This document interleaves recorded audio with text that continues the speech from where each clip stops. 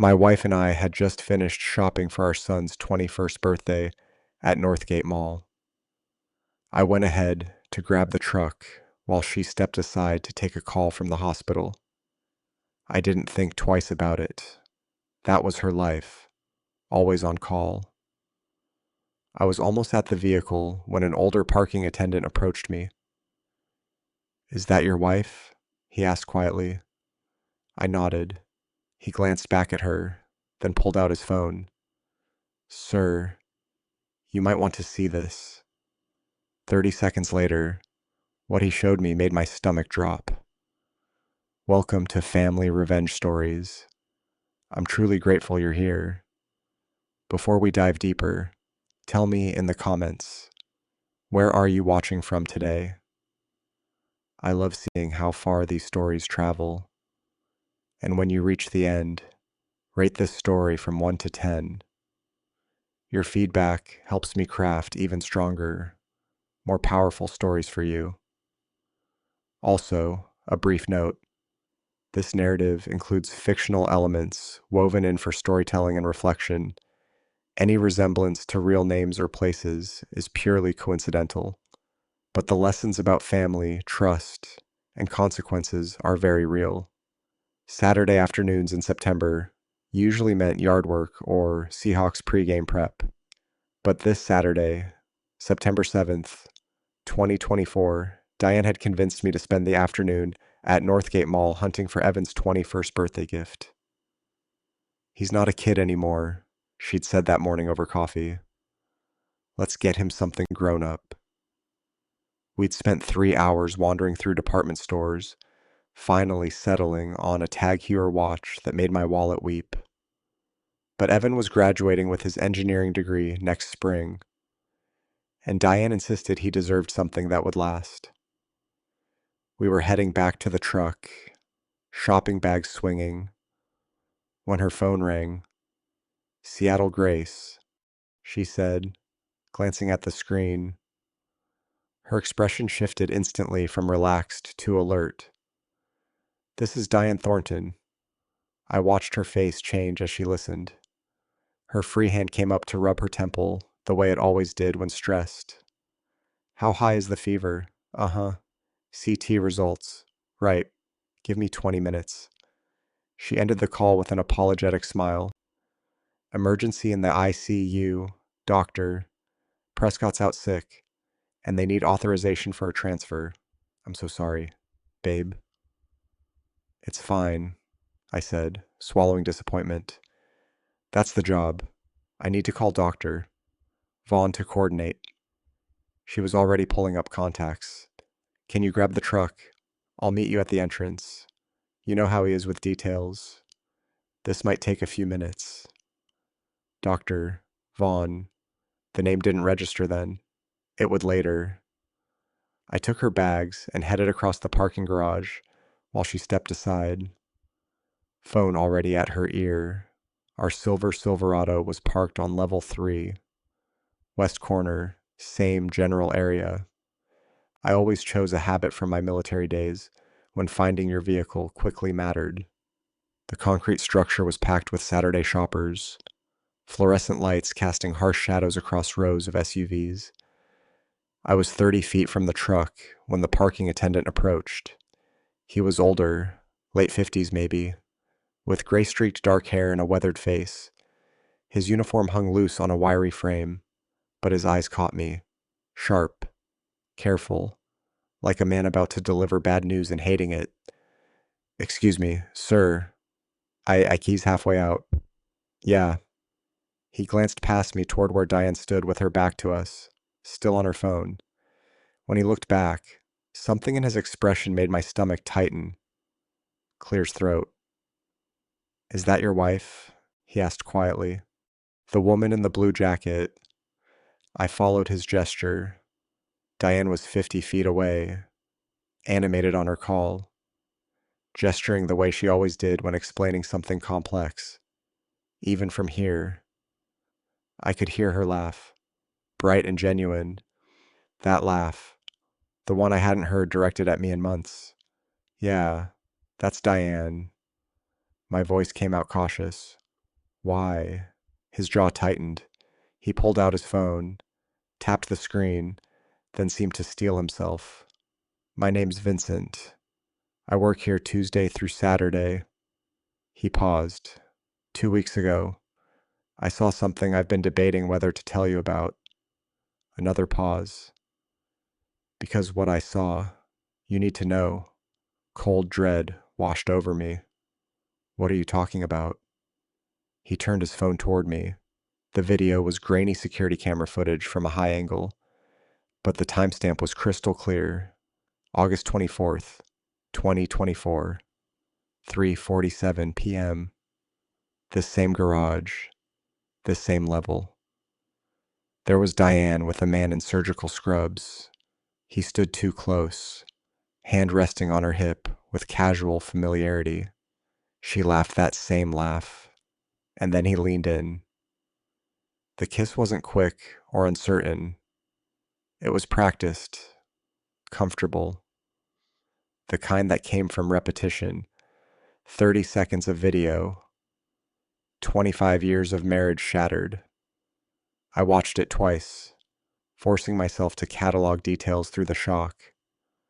The man was younger, mid-40s, maybe fit, confident, and Diane's body language was relaxed, leaning into him.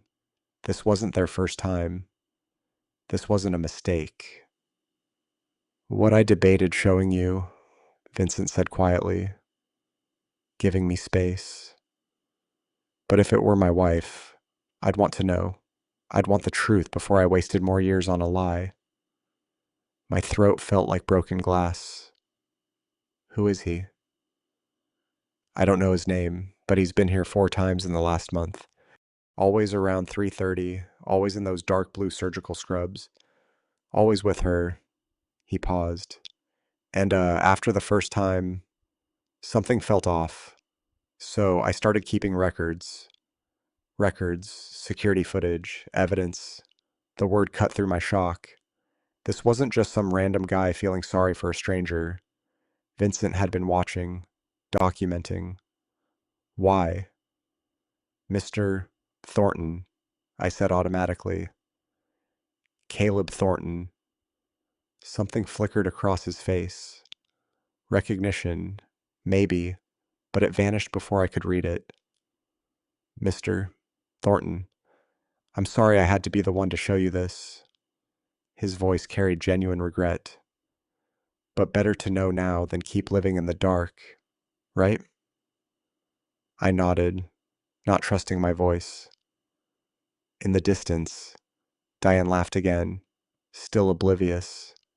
She looked happy, carefree, like a woman who'd successfully balanced her Saturday with her husband and her Saturday with her what? Her colleague, her lover. My mind raced through memories, rewriting them, every late hospital shift, every weekend on call, every time she'd come home exhausted, smelling like antiseptic. How many had been real? How many had been him? But even through the rage and betrayal churning in my gut, 12 years of military intelligence training kicked in. I'd spent a career as an analyst, learning to process information without emotion, to wait for the complete picture before acting, to understand that premature moves lost wars. Don't react. Gather intelligence, confirm everything, then strike with precision. I thank you, I told Vincent. My voice was steady, controlled. I appreciate you telling me. He studied me for a long moment. You're not going to confront her right now. Not yet. I glanced at Diane wrapping up her call. Not here. Something like respect crossed his features. If you need anything more, evidence, testimony, whatever, you know where to find me.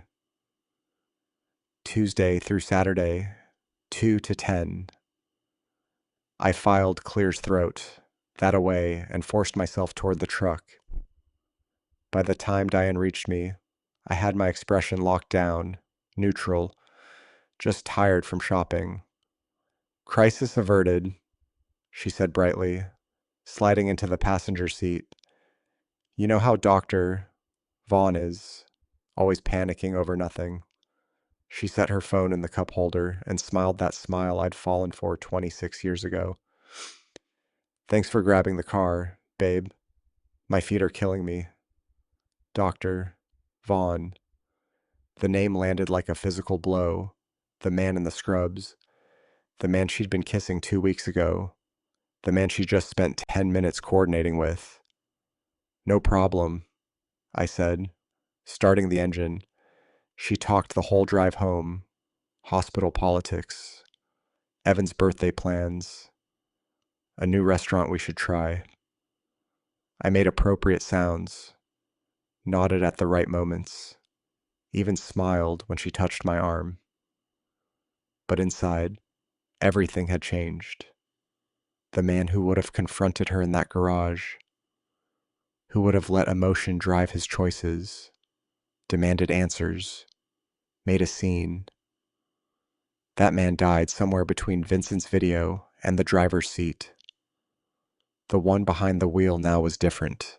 Someone who understood that showing your cards too early meant losing everything. Someone who knew real victory required patience, planning, and cold calculation. Dr. Vaughn.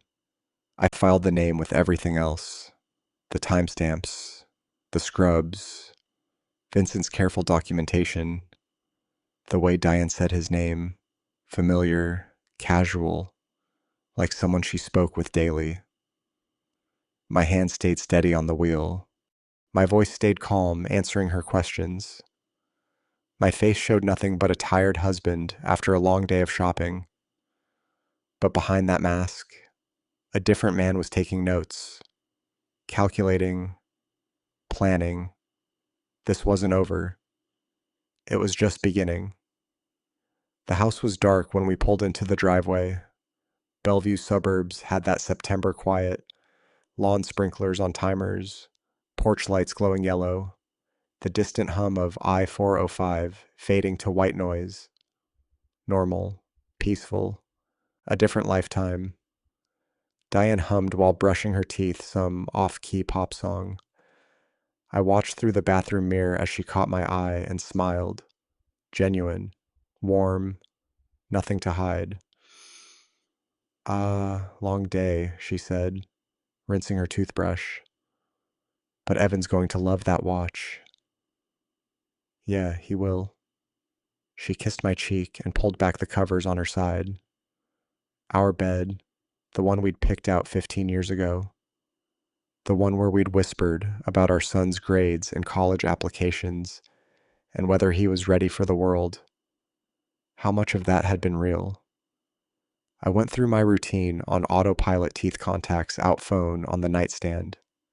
Diane was already under the covers, scrolling through something on her phone. Blue light illuminated her focused expression. Then she placed it under her pillow, not on the nightstand, not beside her, under the pillow. I'd watched her do this for months without questioning it. My alarm's too loud on the nightstand, she'd explained once. This way, the vibration wakes me without disturbing you. Consider it thoughtful, reasonable. Now I knew better. I climbed in, turned off my lamp, stared at the ceiling. The house settled with familiar creaks. The furnace kicked on. A dog barked twice down the street. Diane's breathing evened out within minutes.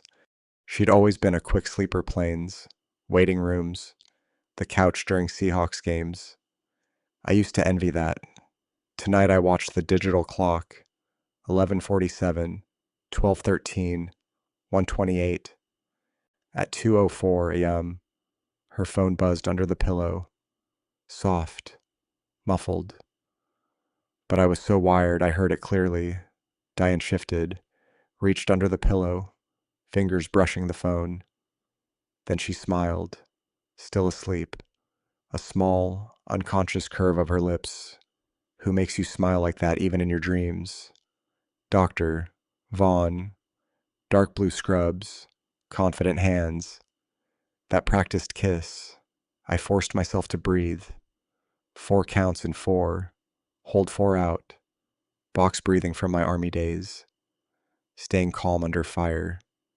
Because this was fire. My mind cycled through the past 8 months. Vincent had said 4 times in the last month, which meant this had been going on longer.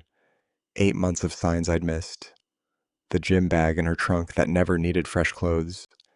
The new perfume she'd started wearing in June. Floral. Expensive. Not her usual scent. Her phone always face down. Now passcode locked. Notifications hidden. Work's been stressful, she'd said. When I'd asked. Hospital politics. Budget cuts. I'd believed her. Why wouldn't I?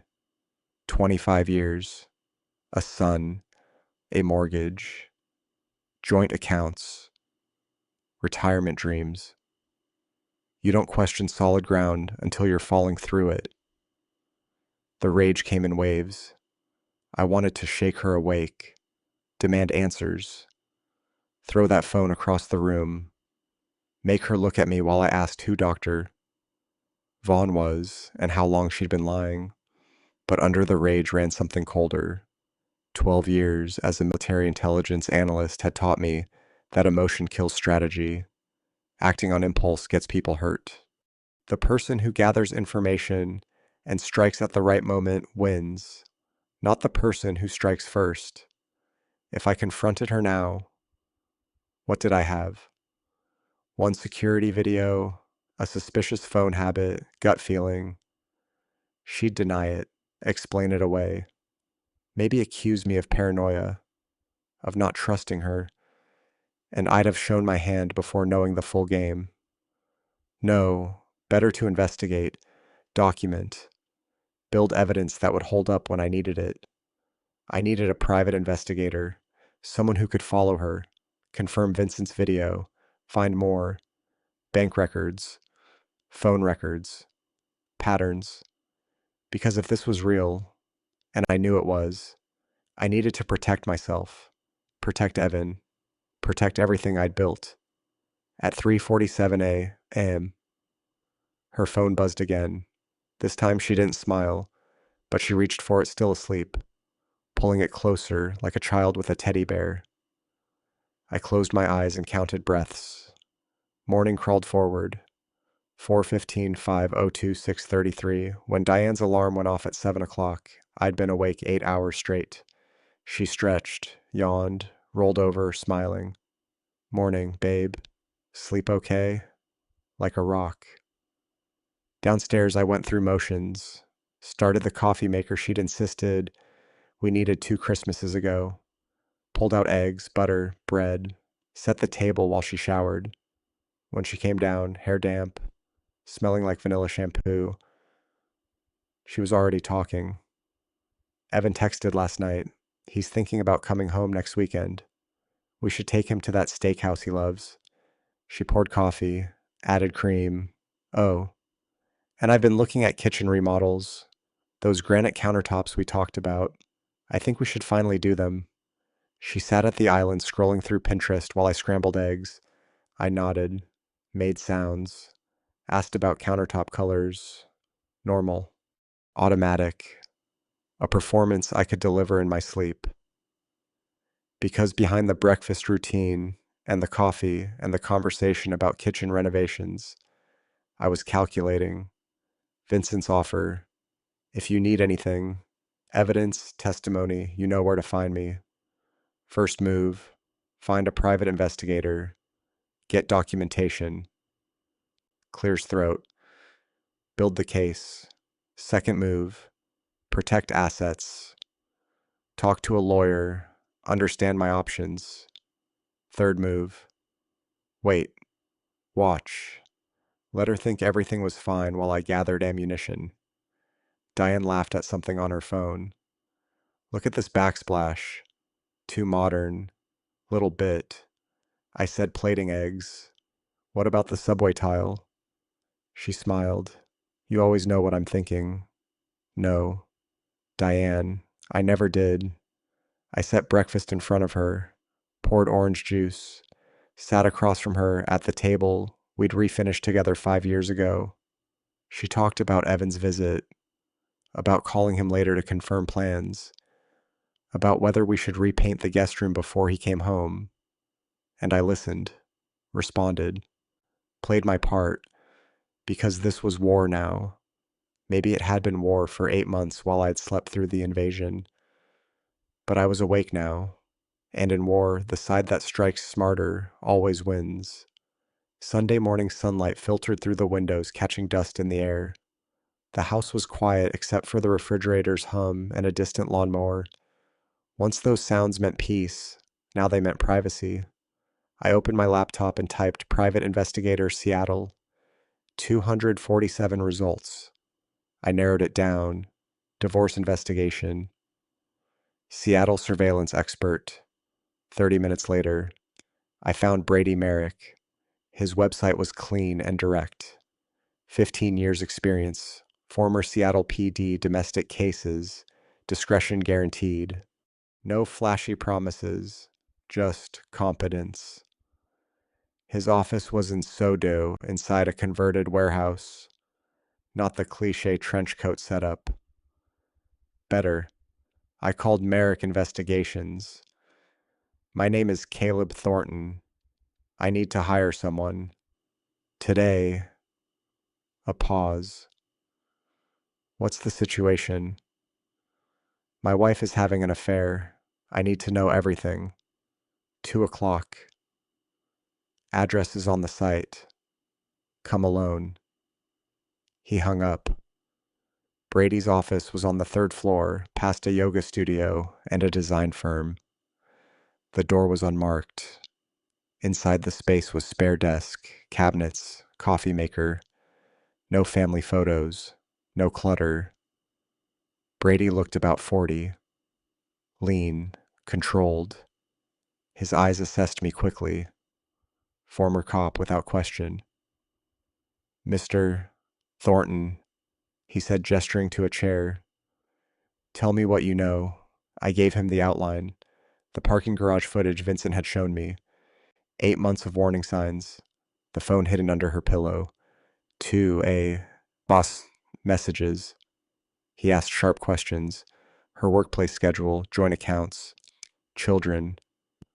When I finished, he leaned back. You're calm. Most people aren't. I was military intelligence. I said. Emotion clouds judgment. Something shifted in his expression. What exactly do you want? Everything. Who he is. How long. Where they meet. Financial movement. Hers and his. Communications if possible. I need something that stands in court. He nodded. 150 an hour plus expenses. 2 weeks for a full profile. I'll pay double if you do it in one. He paused. 300 plus expenses. Knowledge is leverage. Right now, she has it. He studied me, then amended the contract. 1 week. No guarantees on depth, she's cautious. Prioritize identity and financials. Fair. He stood and offered his hand. Updates via encrypted email. Password changes daily. Don't access from a shared device. Understood. At the door, he added, whatever you're feeling, don't show it. If she senses suspicion, she cleans up. I've already started. Tuesday evening brought steady Seattle rain. Diane was on the couch watching a hospital drama. I was in my office door, cracked open, waiting. At 7:47 p.m., the encrypted email arrived. A separate text delivered the password. I entered it carefully. The report opened. Brady had identified him. Dr. Preston Vaughn, 45, cardiac surgeon at Seattle, Grace Hospital, lives in a downtown condo on Westlake Avenue. Then the activity log. Monday, yesterday, they met at the Fairmont Olympic Hotel, room 847, registered under his name. She entered at 2:15 p.m., exited at 4:47 p.m. 2 hours and 32 minutes. I read it 3 times. 2 hours and 32 minutes while I reviewed blueprints at a job site, while I texted her asking what she wanted for dinner, while I believed we were building a future. Tuesday today they met again. Northgate parking garage. Level 3. Physical contact observed. 8 minutes. The same garage where Vincent had first shown me footage. They were comfortable repeating patterns. The financial summary noted irregular transfers in our joint account. Brady was still investigating, but preliminary review suggested funds were moving. I leaned back. Doctor. Preston Vaughn. A real man with a title and an address. A person who had been touching my wife. Booking hotel rooms. Messaging her at 2 o'clock in the morning. My chest tightened. 25 years reduced to timestamps and receipts. But beneath the pain was something colder. Information. Evidence. Exactly what I'd paid for. Babe. Diane called from the living room. You coming? I closed the laptop. Locked it. Inhale 4. Hold 4. Exhale 4. Box breathing. Then I walked out and kissed the top of her head. Sorry. Work email. What are we watching? Grey's Anatomy. The one where the surgeon's marriage falls apart. The irony nearly made me laugh. I poured 2 glasses of Pinot Noir, the one she'd insisted we splurge on last month. Sat beside her on the couch we'd picked out together during the remodel. On-screen actors portrayed dramatic betrayal. Beside me, Diane leaned into my shoulder as she had for decades. Familiar. Automatic. She had no idea I'd just read a report detailing her Monday afternoon in a hotel room with another man. I sipped wine and considered what I was becoming. A man who could sit calmly beside his wife while mentally cataloging evidence. A man who understood that confrontation now would only drive her to a lawyer. Drain accounts. Erase proof. A man who knew justice required patience. On television, the fictional wife discovered the affair and threw her husband out immediately. Emotional. Satisfying. Reckless. I took another sip. That's not how you win. Wednesday evening, I went back to the parking garage. I'd thought about it all day through a morning site inspection where I'd barely registered the contractor's questions, through lunch I didn't taste, through an afternoon of reviewing blueprints without seeing them. Vincent's careful attention, the way he'd looked at me when I'd said my name, the deliberate documentation. You don't keep records like that unless you have a reason. I found him on the 3rd level during his shift, guiding an SUV into a tight spot. When the driver left, he turned and saw me. No surprise crossed his face, like he'd been expecting this. Before I reveal what he told me in that bar, I need to ask you something. Type yes in the comments if you want to know the truth about Vincent. Type no if you think some secret should stay buried. I need to see you're still here. Quick reminder, this story includes some dramatized details for storytelling purposes. If that's not for you, no hard feelings if you exit now. But if you're staying, buckle up. We need to talk, I said. Not here, somewhere private. He studied me for a moment, then nodded. There's a bar 3 blocks east. Murphy's? I'm off in 20 minutes. Murphy's was the kind of dive that had probably looked the same since the 70s. Dim lighting, scarred wooden bar, Rainier beer signs, and the smell of decades of cigarette smoke baked into everything despite the smoking ban. A handful of regulars, hunched over drinks, minds their own business. We took a booth in the back. Both ordered beer. Neither of us touched it. Stu, I hired a private investigator, I said without preamble. He confirmed everything you showed me. The affair, the timeline, everything. I leaned forward. But what I don't understand is why you told me in the first place. You don't know me. You could have just let it happen, stayed out of it. Vincent was quiet for a long time. His hands rested on the table, weathered and scarred, working hands. His jaw worked like he was chewing words, trying to figure out which ones to spit out. I could have, he finally said. Part of me wanted to. Part of me thought maybe you deserved it. The perfect life falling apart. Why would I deserve it? Because you got everything I didn't. He met my eyes, but then I watched you, really watched you, and I realized you didn't know about any of it. The affair, the other thing. What other thing? Vincent reached into his jacket and pulled out a photograph. Old, creased at the edges, colors faded. He set it on the table between us. A young Asian woman, maybe early 20s, holding a baby. Beside her stood a white man in his 30s, suit and tie, hand resting on her shoulder, but not quite touching the child. I looked at the man's face, the eyes, my father's eyes. The floor dropped out from under me. His name was Thomas Thornton. Vincent said quietly, 58 years ago, he had an affair with my mother while on business in Sacramento. She was a translator at a conference. He was married, had a 2-year-old son back in Seattle. Me. He'd had me. He left before I was born. Never came back. Never sent money. Nothing. Vincent's voice was flat, decades of pain compressed into monotone. My mother raised me alone, worked 3 jobs, never told me his name until I was 15. When I finally tracked him down and showed up at his office, you know what he said? I couldn't speak. He said, I have a family. I have a son. You're a mistake. Don't come back here. If you tell him, I'll destroy you and your mother. Vincent's hands clenched. So I didn't. For 43 years, I kept that secret. My mind raced.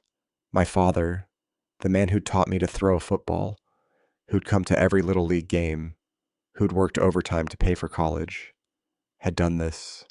Had another son he'd threatened into silence. How did you find me? I managed. Vincent pulled out another document, a DNA lab report. My name at the top, his at the bottom. Probability of half-sibling relationship, 99.97%.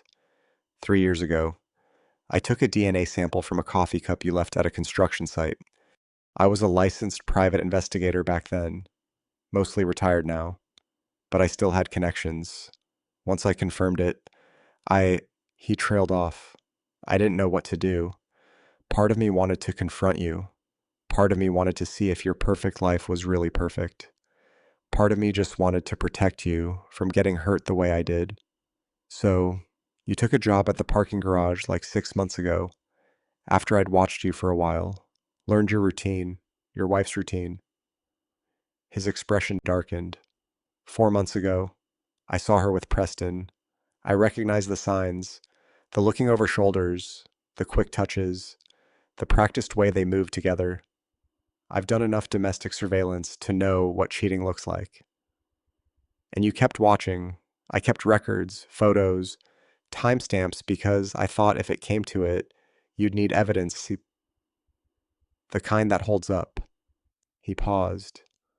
And because I knew what it felt like to be lied to about family, I couldn't let her do that to you without you knowing.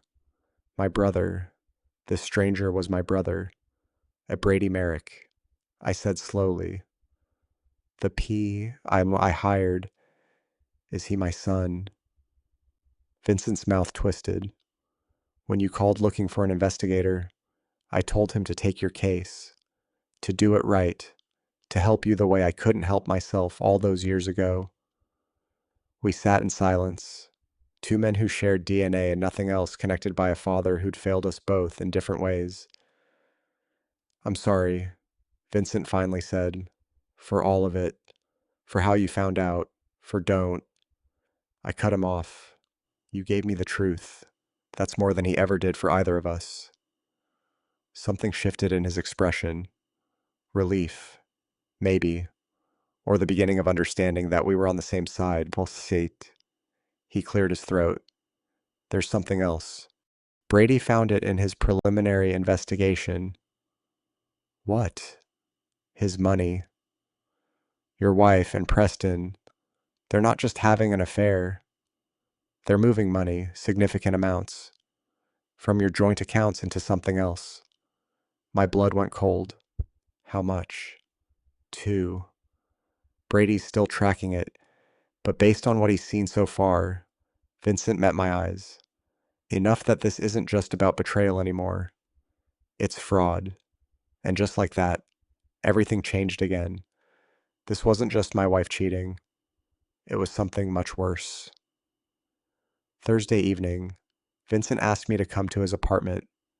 There's something you need to see, he said on the phone, voice measured, not urgent, controlled, the kind of tone that meant bad news was coming, but it would be delivered carefully. I'd already had enough bad news for one lifetime. His place was in Capitol Hill, an old brick building squeezed between coffee shops and vintage stores. 3rd floor, no elevator. The hallway smelled of garlic and damp carpet. Vincent opened the door before I knocked. Come in. I stepped inside and froze. The wall opposite the entrance was covered floor to ceiling. Photographs. Dozens. Maybe hundreds. Surveillance shots. Some grainy, some crisp. Diane's face appeared over and over. Entering hotels. Sitting in cafes. Laughing. Touching a man's arm. Getting into cars I didn't recognize. Between the photos were printed bank statements, business registrations, and timeline charts connected with red string. In the center was an 8x10 photo of Dr. Preston Bond in surgical scrubs, smiling easily at the camera. Jesus, I whispered. Vincent closed the door. I know how it looks, but this is how investigations work. You map it until the whole pattern shows. I moved closer, drawn to the upper left corner of the wall. February 14th. Valentine's Day. Diane entering the Fairmont Olympic Hotel at 2:17 p.m. Another photo of her leaving at 5:43 p.m.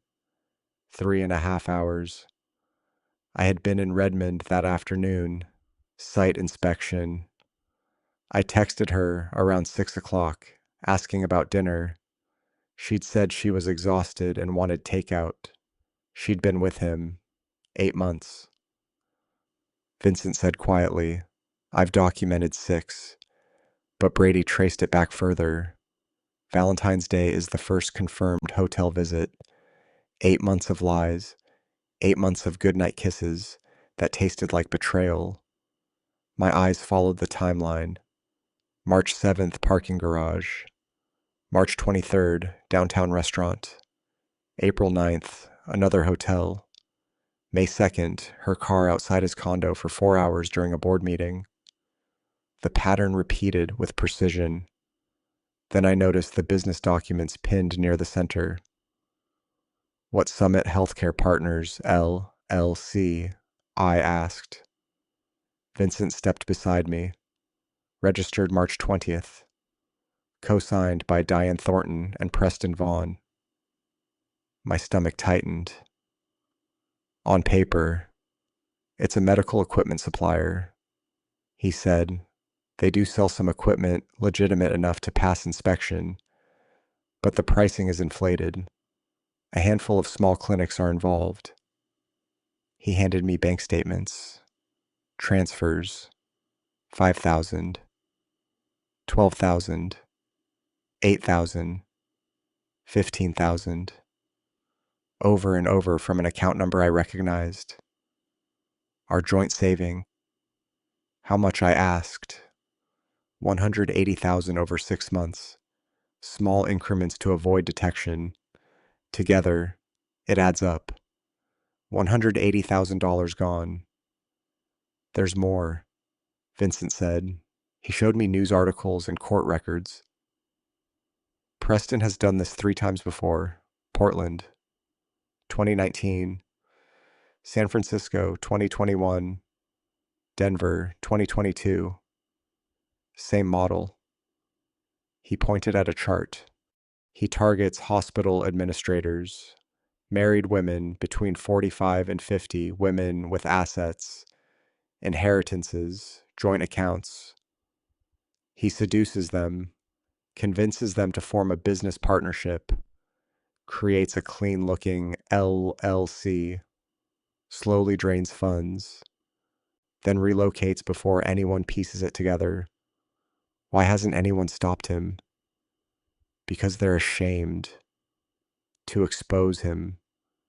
They'd have to admit the affair, risk careers, risk marriages. He keeps each case under major felony thresholds when possible, and he makes every woman feel chosen. I stared at the list of cities: Portland, San Francisco, Denver, Seattle. A pattern. Who were they? I asked. I don't have all the names, but this one. He handed me a card. Dr. Audrey Kingsley, San Francisco. She was victim number 2. She's also his ex-wife. He married one early on before he refined the process. She lost her job when the affair surfaced. He drained a $400,000 inheritance before disappearing. Vincent met my eyes. She's been waiting for someone to stop him. When I explained your situation, she agreed to talk. She's flying in tonight. When? Tomorrow, if you want. I turned back to the wall. A recent photo caught my attention. Diane in a cafe last week laughing. Preston leaning forward, intent on her face. She looked alive, happy. She had no idea. She doesn't know. Does she? I asked. Almost certainly not. Vincent replied, "That's his skill. He makes every woman believe she's the exception, that what they have is rare." I thought about Diane defending him at dinner, about the way she said his name, about how convinced she must be that this was love. She was a victim, like Audrey Kingsley, like the others, but that didn't erase what she'd done to our marriage, or the money, or the deception. I turned to Vincent, my brother, a man I'd known for less than a week, but who now stood at the center of this unraveling. "Set up the meeting with Audrey Kingsley," I said. "Tomorrow." He nodded. "I want to know everything." Friday morning, I called my sister. "Bryn, I need your help." "Legal help." Silence. "Bryn."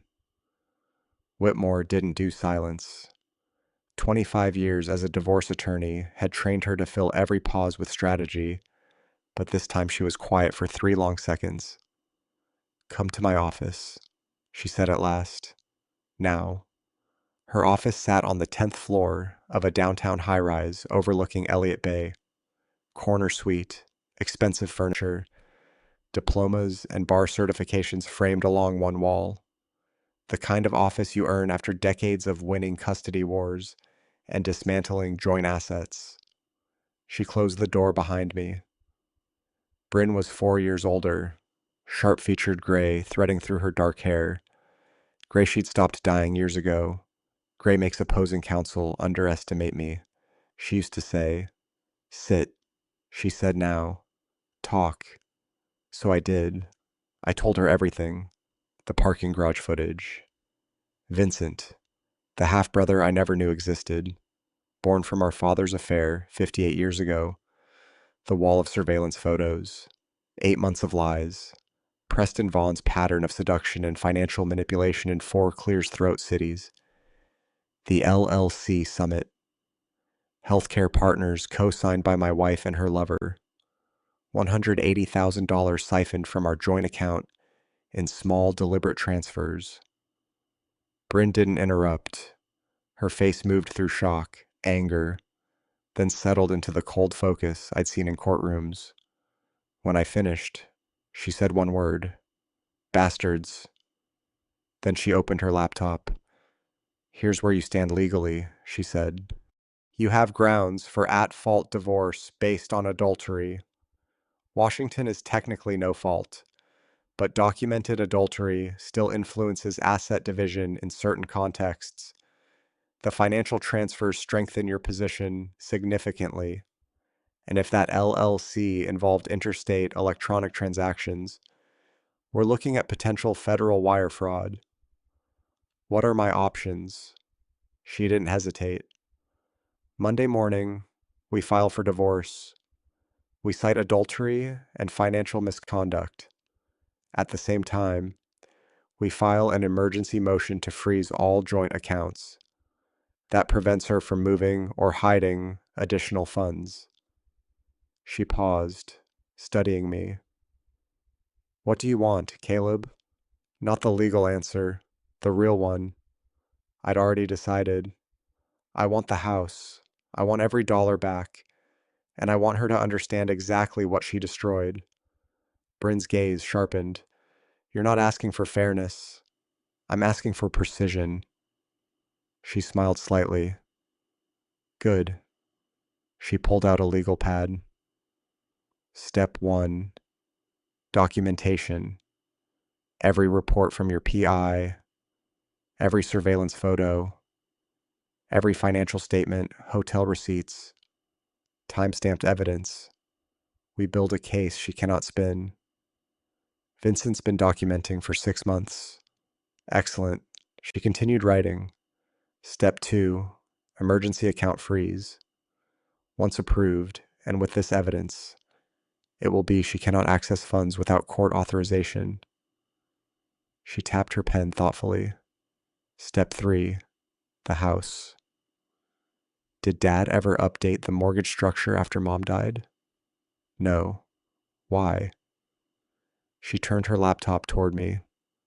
Because he inserted a protection clause when you refinanced. If the marriage dissolves under proven adultery, his estate retains an interest in the property. That protects your equity. She forfeits her claim. I stared at her. You're serious. Dad had seen too many men get wiped out in divorce. He drafted it to shield you. She gave me a look. Yes. Ironic, considering his own history. But he protected you. Another layer I hadn't known existed. Step 4. Bryn said we leverage the LLC fraud.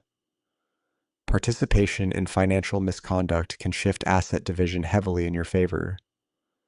She didn't just cheat. She diverted joint funds. Courts take that seriously. Will it hold? With this level of documentation, yes. Especially if the FBI opens a file. What about Evan? Her expression softened. He's 20, no custody issues. You tell him when you're ready. Legally, he's separate. I nodded, keeping the DNA question I'd been wrestling with to myself. One battle at a time, Caleb Bryn said quietly, leaning forward. Once we file this, ends completely. No reconciliation window. Are you certain? My marriage ended 8 months ago. I replied. I just learned about it last week. She held my gaze, then nodded. Then we finish it properly. She reached for her phone. Judge Williams owes me a favor. I'll secure an emergency hearing Monday afternoon for temporary orders. That gives us the weekend to finalize everything. Thank you. Don't thank me yet, she said. This will get ugly. Diane will fight. Preston will hire counsel the moment he senses pressure. If federal investigators step in, it escalates quickly. I have Vincent. I have Brady. I have 6 months of documentation. And now I have you. That earned a different smile. Less attorney, more sister. Yeah, she said. You do. When I stepped out of her office, my phone buzzed. Vincent. Audrey Kingsley confirmed for tomorrow, 2 p.m., Ballard Cafe. She has evidence. A lot. I texted back. I'll be there. 3 days ago, I'd been shopping for my son's birthday present, believing I was in a solid marriage. I'd been blind, comfortable trusting. Now I had a private investigator, a half-brother with a wall of evidence, an ex-wife of my wife's lover flying in with documentation, and the best divorce attorney in the city drafting emergency motions. I wasn't reacting anymore. I was building a case. Saturday afternoon, I met Dr. Audrey Kingsley at a coffee shop in Ballard. She was already there when I arrived, sitting at a corner table away from the windows, 47, polished in that professional way that spoke of years climbing corporate ladders. Dark suit, minimal jewelry, hair pulled back neat. But it was her eyes that told the real story. Tired in a way that sleep couldn't fix. The kind of exhaustion that came from surviving something that should have destroyed you. Hi, Mr. Thornton. She stood as I approached, offered her hand. Firm grip, steady eye contact. Whatever Preston had done to her, she hadn't let it break her completely. Thank you for agreeing to meet, I said, sitting across from her. Thank you for reaching out. She wrapped both hands around her coffee cup like she needed the warmth. When Vincent called and explained the situation, said Preston was working the same pattern again in Seattle, I knew I had to help. Tell me what happened between you and Preston. She took a slow breath, organizing thoughts she'd probably organized 1,000 times before. We met 7 years ago. I was CFO at Oregon University Medical Hospital. Preston was the new hire, brilliant cardiac surgeon, charming, younger than most department heads. He made an impression immediately. Her mouth tightened. My marriage was struggling. 25 years, 2 kids already in college. My husband and I were basically roommates who shared a mortgage. The classic midlife crisis set up. I knew that feeling. The distance that grew so gradually you didn't notice until you were strangers living under the same roof. Preston saw that. Audrey continued. Or maybe he engineered it. I don't know anymore. He made me feel understood, important, like I mattered beyond budget spreadsheets and board meetings. The affair started within 3 months. She said it clinically, like reading a medical chart, detached, the only way to tell the story without drowning in it. 6 months in, he pitched the business idea, a medical equipment company. We'd source better quality supplies at lower costs, improve hospital procurement, make millions in the process. He called it a partnership between clinical expertise and financial management, made it sound revolutionary. And how much did you invest? To be $400,000, my mother's inheritance, everything she'd left me. Her jaw clenched. The equipment was real. The company was legitimate on paper. But the prices Preston charged were inflated by 3, sometimes 400%. And the contracts he negotiated somehow always seemed to benefit his other ventures. When did you realize? Too late. By the time I started asking questions, Preston had already structured everything to look like I was the one manipulating hospital contracts. When the internal investigation started, he had his lawyers ready. They convinced the board it was mutual misconduct, that I was equally guilty. I had to sign an NDA to avoid criminal charges. Her hands trembled slightly around the cup. My husband filed for divorce when everything came out. The hospital terminated my position. I lost my job, my marriage, my reputation, and $400,000. Preston moved to San Francisco with a clean record and a new position, and did it again. See, at least twice more that I can confirm. San Francisco, then Denver, maybe others I don't know about. She pulled out a folder from her bag. I've been building a file. Breaking my NDA could cost me legally, but I'm tired of watching him destroy people. She opened the folder. Inside were printouts, LinkedIn profiles, news articles, court records, financial documents, photos of 3 women besides herself, all professional, well-dressed, 40-something, all with that same tired look in their eyes. San Francisco, hospital administrator, divorced, lost approximately 300,000. Denver, another hospital administrator, same story, 250,000 gone. And now your wife in Seattle. The pattern was crystal clear when laid out like this. Hospital administrators, late 40s, married, assets, the same script playing out city after city, victim after victim. Why hasn't anyone stopped him? I asked. Shame, Audrey said simply.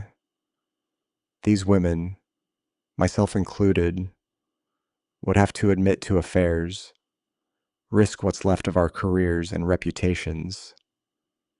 The NDAs are ironclad.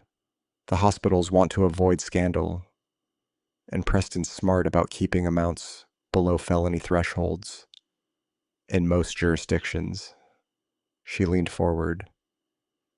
But if we could get multiple victims to testify together, build a federal wire fraud case instead of local criminal charges, maybe we could actually stop him. I want to do more than stop him, I said. I want to catch him in the act, get him on record admitting what he's done. How odd got my wife doesn't know I know about the affair. She thinks her secret is safe. If I could get her to cooperate, wear a wire, record Preston confessing to the fraud, she'd have to flip on him. Audrey said slowly, betray someone she thinks she's in love with. Why would she do that? Because I'll give her a choice. Help us take Preston down or go down as his accomplice. She signed documents, co-signed the LLC, participated in fund transfers. Legally, she's as guilty as he is. Audrey studied me with those tired, sharp eyes. You're not doing this just to save your marriage. My marriage ended 8 months ago. I'm doing this because he needs to be stopped, because you deserve justice, because those other women deserve to know they weren't alone, and because my wife deserves to understand exactly what kind of man she's been protecting. Audrey was quiet for a long moment.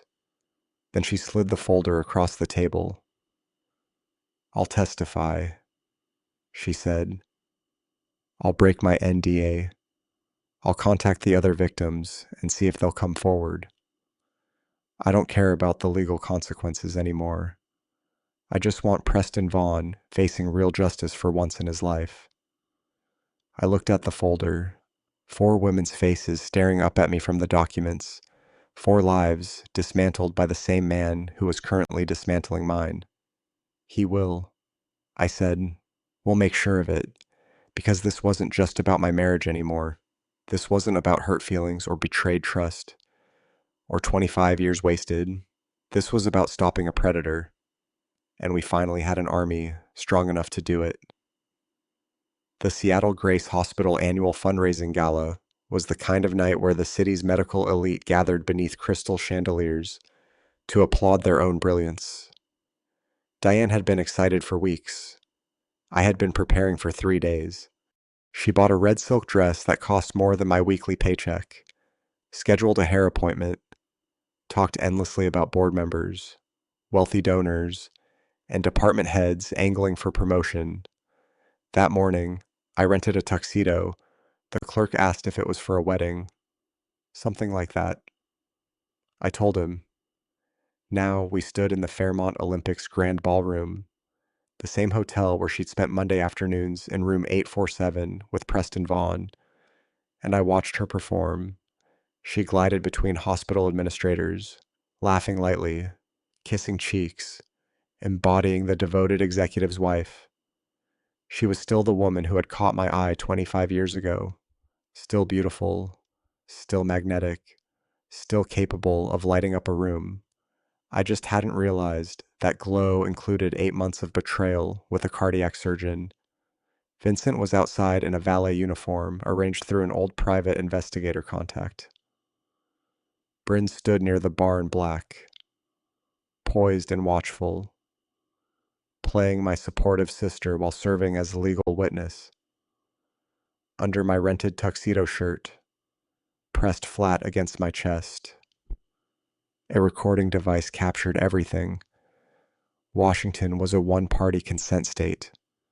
Every word spoken tonight would be documented. "There's Dr. Vaughn," Diane said, touching my arm. Her eyes had already found him across the room. They always did. "I should introduce you. He's been incredibly helpful with board politics. Lead the way." She laced her fingers through mine, her wedding ring flashing beneath the chandeliers, and guided me through the crowd. Preston stood at the bar among surgeons in tailored suits, radiating the confidence of men who held beating hearts in their hands. He was tall, fit, composed, the kind of doctor patients trusted instantly. His gaze found Diane before we reached him. I saw it, recognition heat, then the swift shift to professional neutrality. He was practiced, comfortable. "Dr. Vaughn," Diane said warmly. "This is my husband, Caleb Thornton." He extended his hand.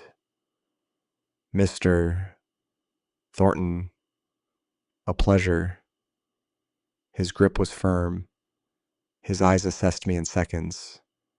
Construction worker, mid-50s, not part of this world.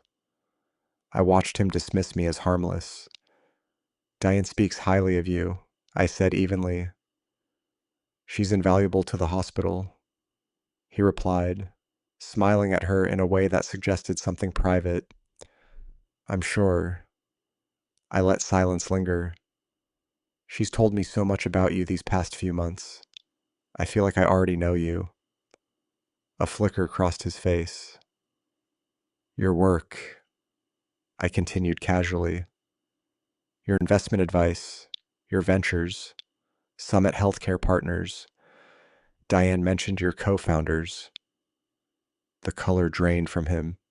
Diane's grip tightened.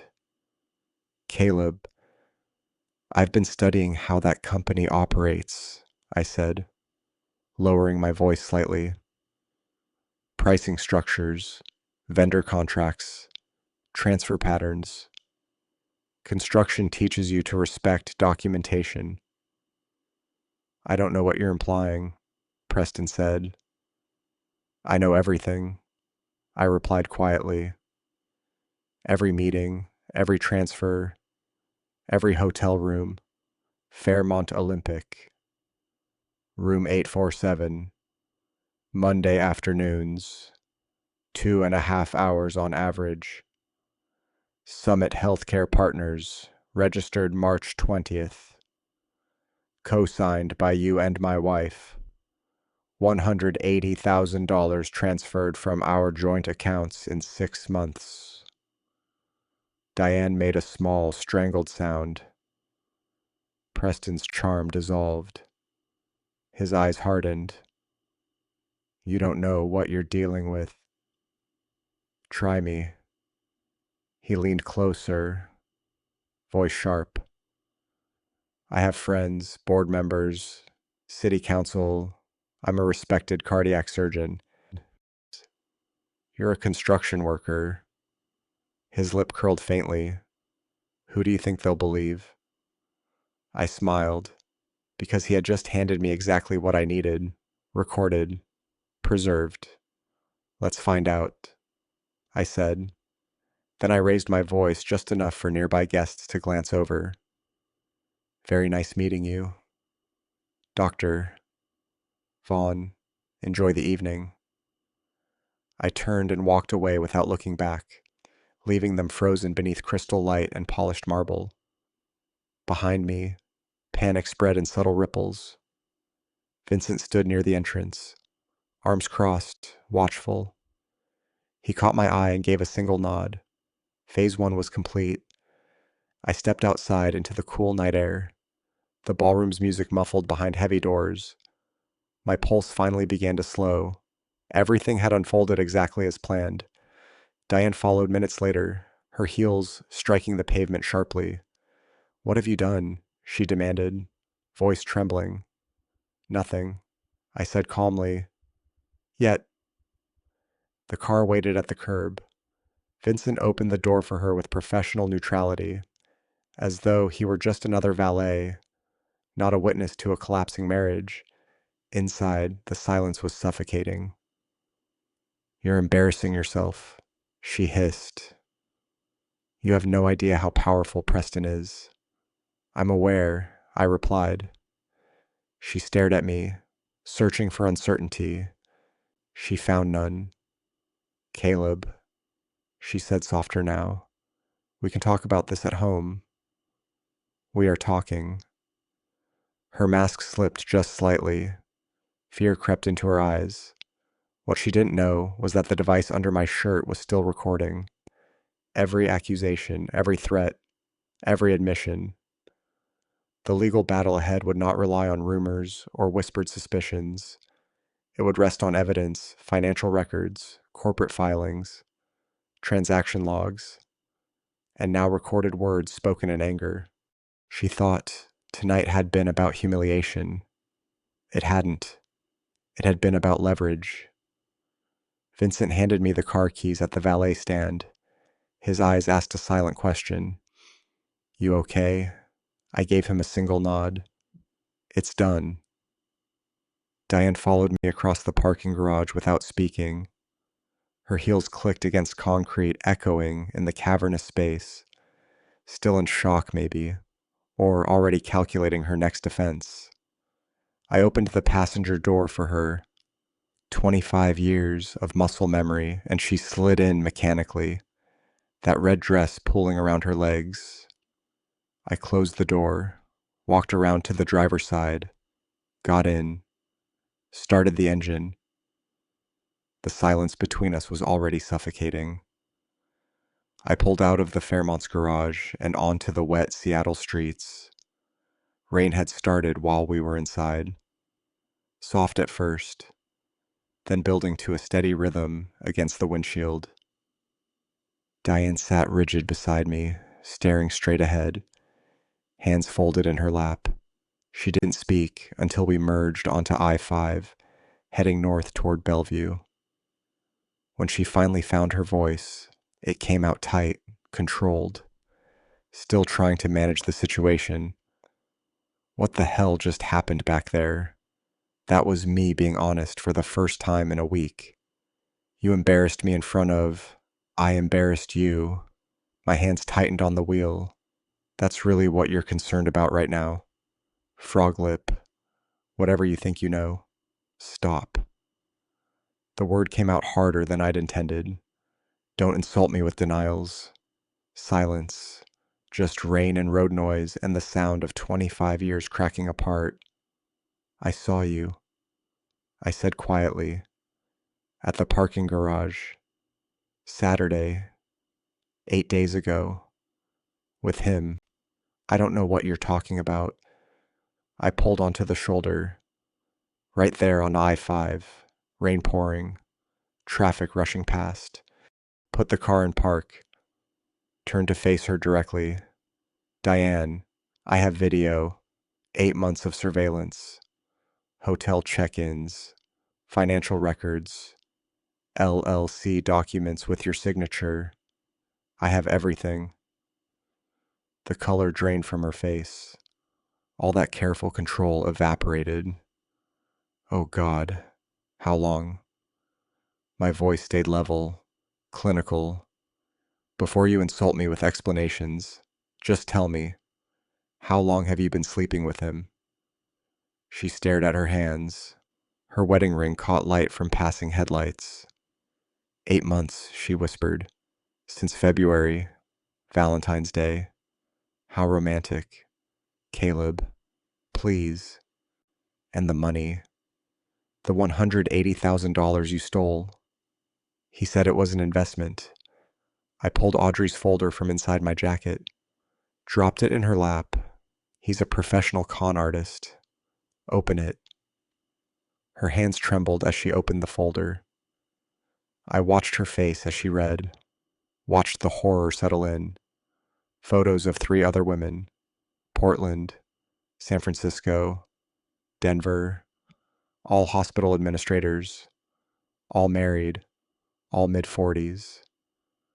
Same pattern, same promises, same lies. No, this can't be. Preston wouldn't.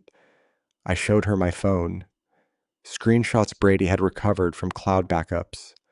Preston's messages to previous victims. You're the only one who understands me. We can have a real future together. Just trust me with this investment. Word for word, identical to messages he'd sent her. She scrolled through them, hands shaking. I watched the fantasy shatter, watched her realize she'd never been special, just another mark in a pattern going back years. He doesn't love me. Hollow, broken. No, he never did.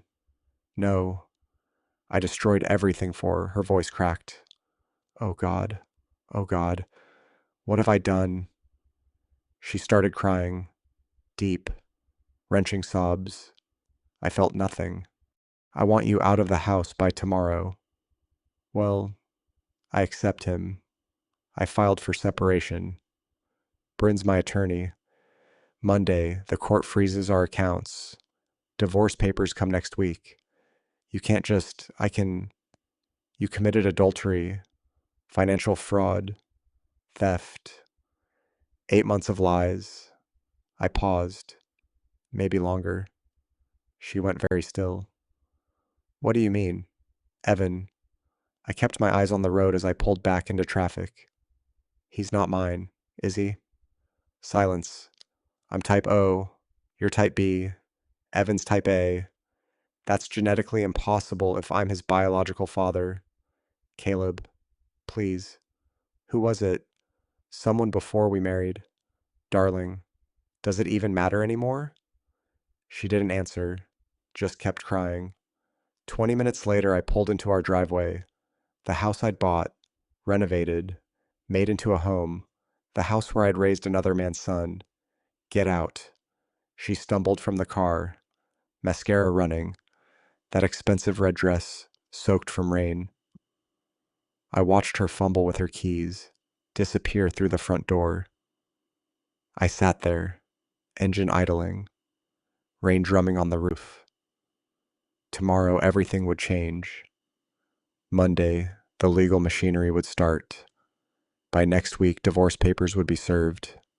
By next month, it would be over. But tonight, I just sat in my driveway and felt the weight of 25 years turning to ash. Not satisfaction, not victory, just a hollow, aching emptiness where my marriage used to be. The DNA test results arrived Monday morning via encrypted email. I sat in Bryn's office staring at the laptop screen, reading the lines over and over, medical terminology, lab certification numbers, charts showing genetic markers that meant nothing to me, and at the bottom, in bold, probability of paternity 0.00%. Caleb. Bryn's voice came from somewhere far away. I closed the laptop, sat back, looked at my hands. He's not my son. 20 years. Every birthday party where I'd carried the cake while everyone sang. Every baseball game where I'd taught him to swing level, keep his eye on the ball. Every parent-teacher conference where teachers told me what a good kid he was, how proud I must be. Every time he'd said, I love you, Dad, before bed. I'm so sorry, Bryn said quietly. Are you? I stood, walked to the window. Downtown, Seattle stretched below buildings and traffic and people living their normal Monday mornings. because I'm not sure how I'm supposed to feel right now. However you feel is valid. The blood types, I said, still staring out the window. I looked it up last week. Type O and type B can't produce type A. It's genetically impossible. I turned to face her. 20 years of diapers and homework and parent-teacher conferences. 20 years teaching him to ride a bike, drive a car, be a good man, and none of it was real. Stop. Bryn's voice was sharp. She stood, came around her desk. Don't do that. Don't let Diane's lie poison what you built with that boy. It was built on your choice to love him, to show up, to be there. She pointed at the closed laptop. That test tells you about biology. It doesn't tell you about fatherhood. You've been his father in every way that matters. But he's not. He's your son, Caleb. You raised him. Biology doesn't determine that. Love does, time does, presence does. Her eyes were fierce. That number on the screen, that's not zero. What you've given him for 20 years, that's everything. I sank back into the chair, felt something in my chest crack open. How do I tell him? My voice came out rough. That his whole life is built on his mother's lie. Bryn sat on the edge of her desk. Does he need to know right now? He deserves the truth. He's 20, away at college, senior year, the most critical time for his development, his career plans, his sense of identity. She paused. Telling him now would destroy him. So, I just what? Lie by omission? I chimed. No, you wait. Until after graduation. Until he's stable, employed, ready to process something this devastating. Until you're ready to have that conversation. I thought about Evan, engineering senior, job interviews coming up, his whole future ahead of him. We wait, I said finally, and we protect that choice. Bryn pulled up a document on her computer. Non-disclosure clause in the divorce settlement. Diane is prohibited from telling Evan about the paternity. If she violates it, she faces financial penalties and contempt charges. That feels wrong. Like I'm covering up the truth. You're not covering it up. You're controlling when and how Evan learns something that will fundamentally reshape his understanding of himself. Bryn turned the screen toward me. You can tell him later. When he's ready, when you're ready. But Diane doesn't get to weaponize that truth in anger or spite. You decide. Not her. I stared at the clause. Read it 3 times. On my terms. I said. Not hers. Exactly. Bryn opened another folder. Let's talk asset division. She walked me through it. Clinical, professional, 25 years reduced to spreadsheets. The house, 800,000 in equity, would go to me. Dad's infidelity clause. The irony wasn't lost on me. My father, who'd had his own affair that produced Vincent, had still thought to protect me from the same fate. Retirement accounts. 1.4 million total. I'd keep 1.2 million. Diane would keep only her own 401k, about 200,000. She'd forfeited the joint savings through fraud and theft. My construction business, 500,000 in value, stayed entirely mine. Built before and during the marriage, but she'd forfeited any claim through adultery. No alimony, at-fault divorce, plus financial fraud, meant she walked away with almost nothing. Ma, the emergency hearing is at 2:00. Bryn said, Judge Williams will freeze the joint accounts today. Diane won't be able to touch another dollar without court permission. And the divorce papers, Served by end of week. She paused. This is really happening. Caleb, once we file, once these accounts freeze, there's no going back. Are you ready? I thought about Evan away at college, unaware that his family was imploding, unaware that his mother had lied about his paternity for 20 years, unaware that I was fighting to protect him from truths he wasn't ready to handle. I thought about Diane, who'd stolen 20 years of truth from both of us, who'd built our family on lies I was still uncovering. I thought about Preston Vaughn, who destroyed multiple lives for money and ego, and would have walked away clean if I hadn't stopped him. I'm ready, I said. Let's end this. Bryn slid the papers across her desk. I picked up the pen and signed. Monday evening. I sat alone in the house that was finally just mine.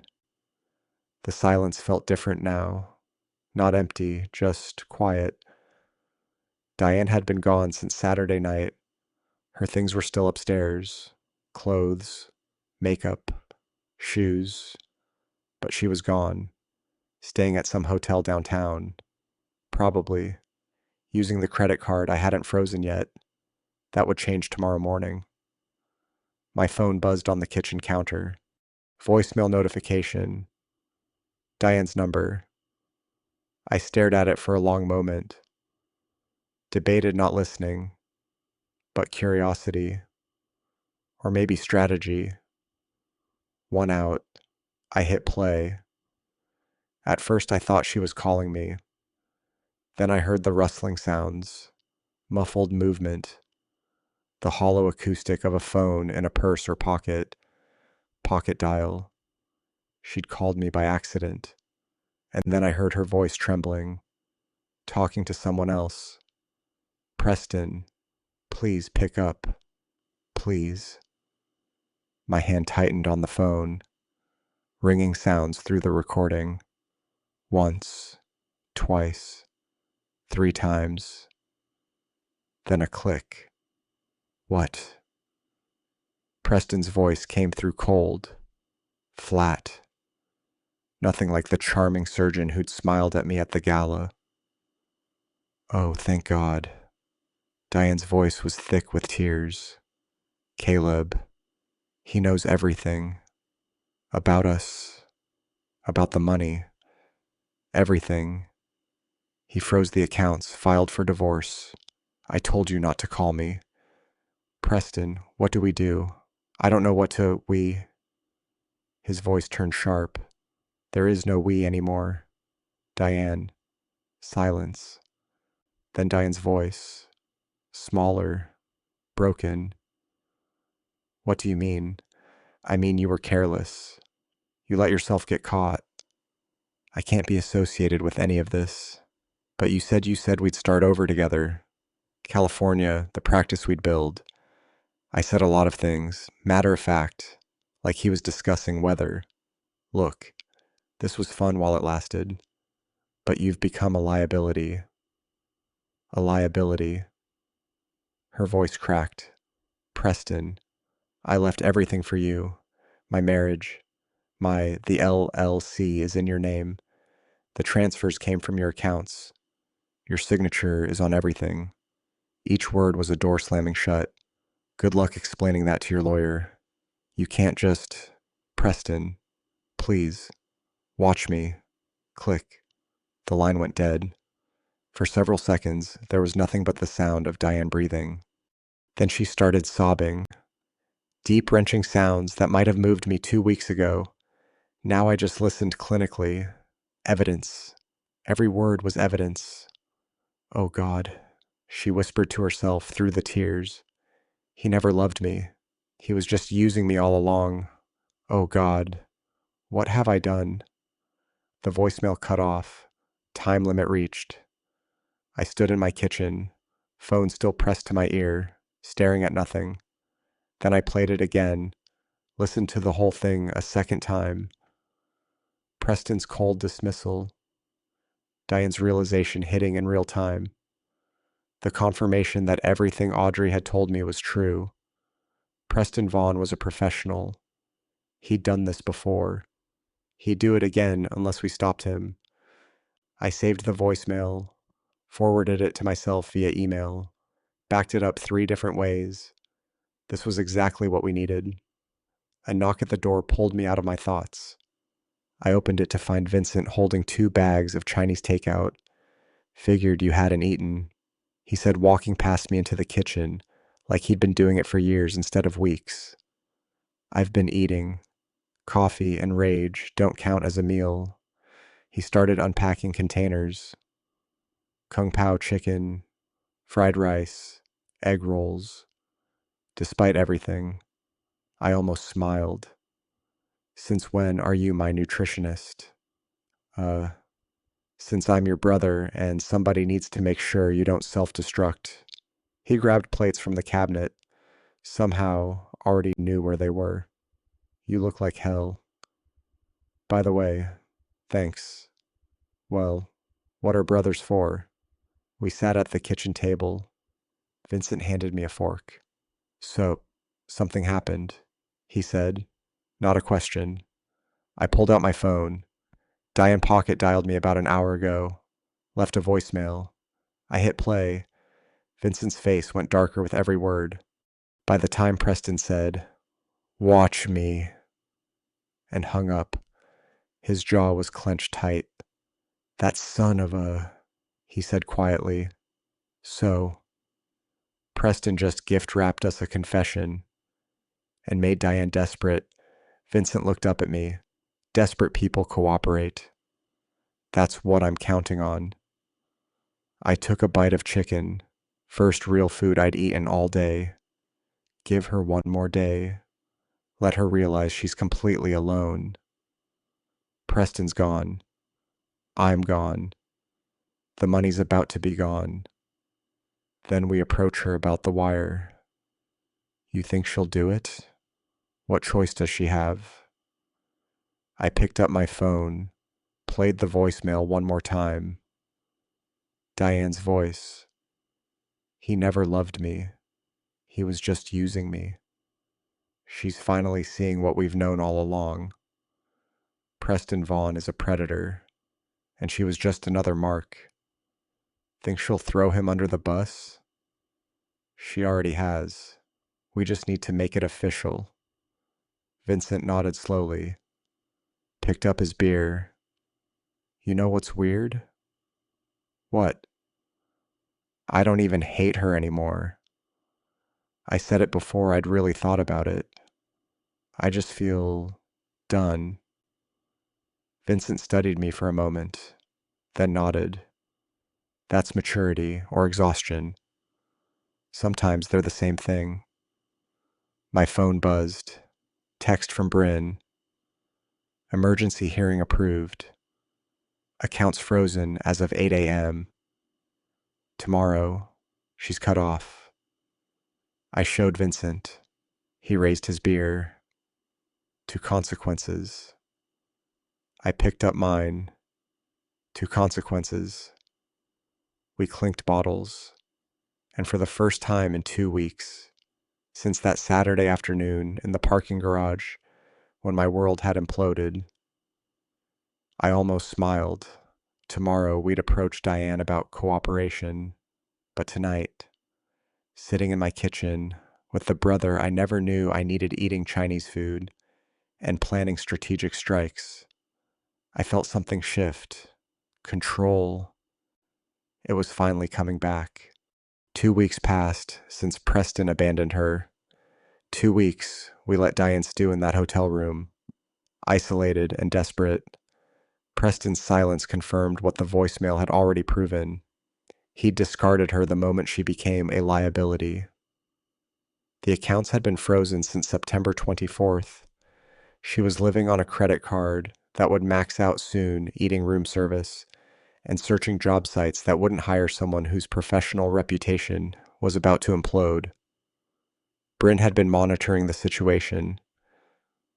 She's desperate enough now, she'd said Tuesday evening. Time to move. Wednesday morning, the 3 of us. me, Bryn, and Vincent arrived at the Courtyard Marriott near Seattle Grace Hospital, room 314. I knocked. The woman who opened the door was barely recognizable. No makeup, sweatpants, and an oversized t-shirt, hair pulled into a messy bun, eyes swollen and red from crying. This was the same woman who'd worn that red silk dress to the gala 2 weeks ago, radiant and confident, and completely unaware her world was collapsing. Caleb, her voice cracked. I didn't think you'd. This isn't a request, I said. She stepped back, letting us in. The hotel room told its own story. Unmade bed, room service trays stacked on the desk, laptop open to LinkedIn, and indeed, evidence of a desperate job search that wasn't going anywhere. The clinical smell of industrial cleaning products mixed with stale coffee. Bryn walked in first, professional and cold. I'm Bryn Whitmore, Caleb's sister and attorney. We're here to discuss your options. Diane looked between us, confusion mixing with fear. My options? You're facing federal wire fraud charges. Bryn's voice was crisp, clinical. The $180,000 you transferred to Summit Healthcare Partners constitutes federal bank fraud. That's a federal crime. 5 to 10 years in prison if convicted. Diane's legs seemed to give out. She sank onto the unmade bed. I didn't know. Ignorance isn't a defense. You signed the documents. You executed the transfers. You're an accomplice. Bryn pulled out a folder. Preston Vaughn has said the same things to 3 other women. Take a look. She handed over Audrey's folder. Diane opened it with shaking hands. I watched her face drain of color as she read. Portland, San Francisco, Denver. 3 women before her, same pattern, same lies, same promises. Oh God, she whispered. The FBI is building a case against him. Bryn continued. They need someone who was involved, someone who can testify. Diane looked up slowly. You want me to testify against Preston? Yeah. We want you to wear a wire, Bryn said. Get him to admit the fraud on tape. Then testify when the case goes to trial. He'll destroy me.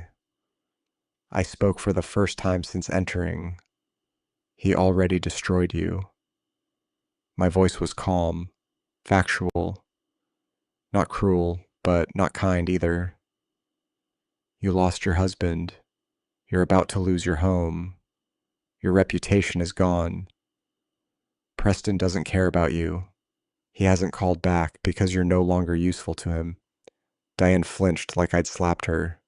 Here are your options, Bryn said. Cooperate and we can keep this quiet.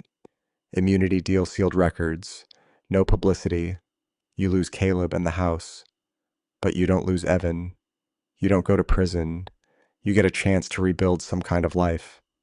She paused, letting that sink in. Or don't cooperate. We prosecute you alongside Preston. You lose everything, including any chance at a relationship with your son. At Evan's name. Diane's head snapped up. Did you tell him? No, I said. Because despite everything, I don't want to destroy my son's life. But if you don't cooperate, if you force us to go to trial, everything becomes public. Evan will know exactly what kind of person his mother is. That's blackmail. That's reality. Bryn cut in. Silence filled the hotel room. Diane looked between us, desperate for a way out that didn't exist. If I do this, she said finally, voice barely above a whisper, will it change anything between us? No, I kept my voice level. The divorce proceeds as planned. You keep your 401k. You get immunity. That's more than you deserve. More silence. Diane was crying now, quiet tears running down her face. I'll do it, she said. I'll wear the wire. Bryn pulled out paperwork. FBI agent Owen Ramsey will contact you within 24 hours. He'll brief you on the operation. You'll need to contact Preston, arrange a meeting. The wire will record everything. What do I say to him? Just the truth. I said, that you're scared, that I'm threatening you, that you need his help. He's arrogant enough to believe you're still under his control. Diane nodded, hands shaking as she took the immunity agreement from Bryn. I'm sorry. Caleb, her voice broke. For everything. I never meant for I stood, headed for the door, didn't look back. Sorry doesn't fix this, I said, but cooperation might save you. Outside in the hotel corridor, Vincent put a hand on my shoulder. That was brutal. That was necessary. I corrected.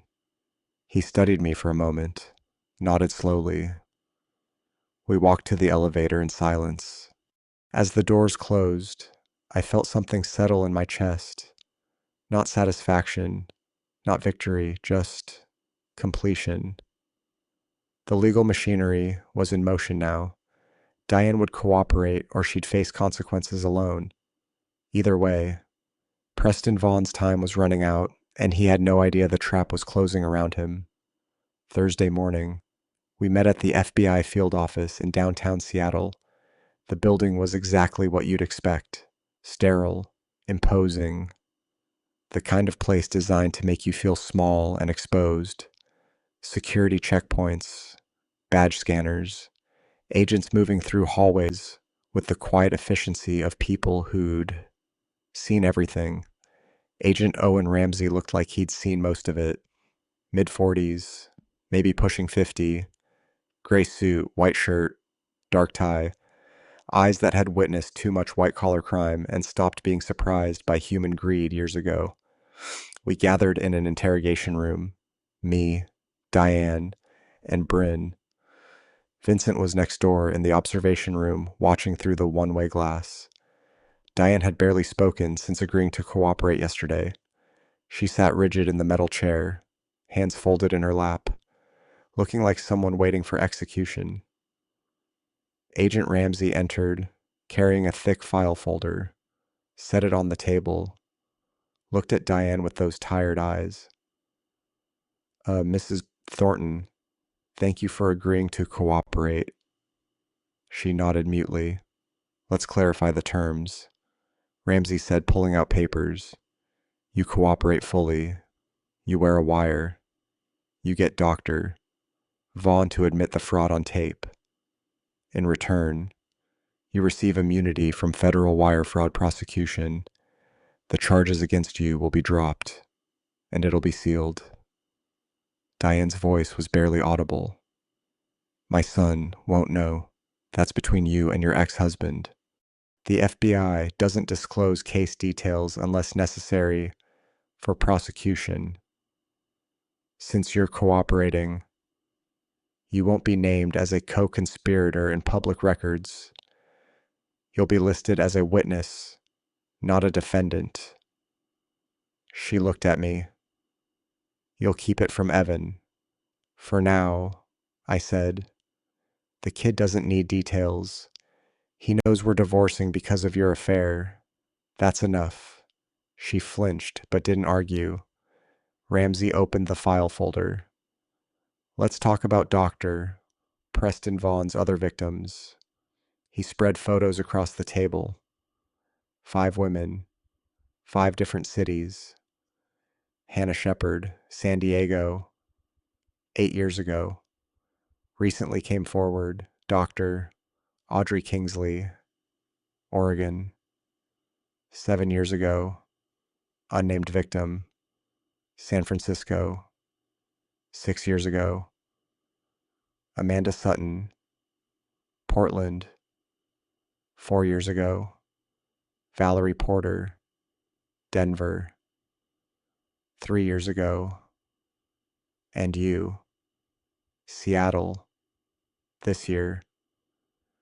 Diane stared at the photos, face draining of color, over $2 million stolen across 10 years, 4 different hospitals, identical pattern every time.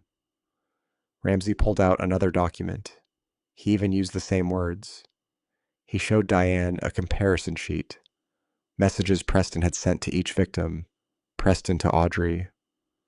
You're the only one who understands me. Preston to Amanda. You're the only one who understands me. Preston to Diane.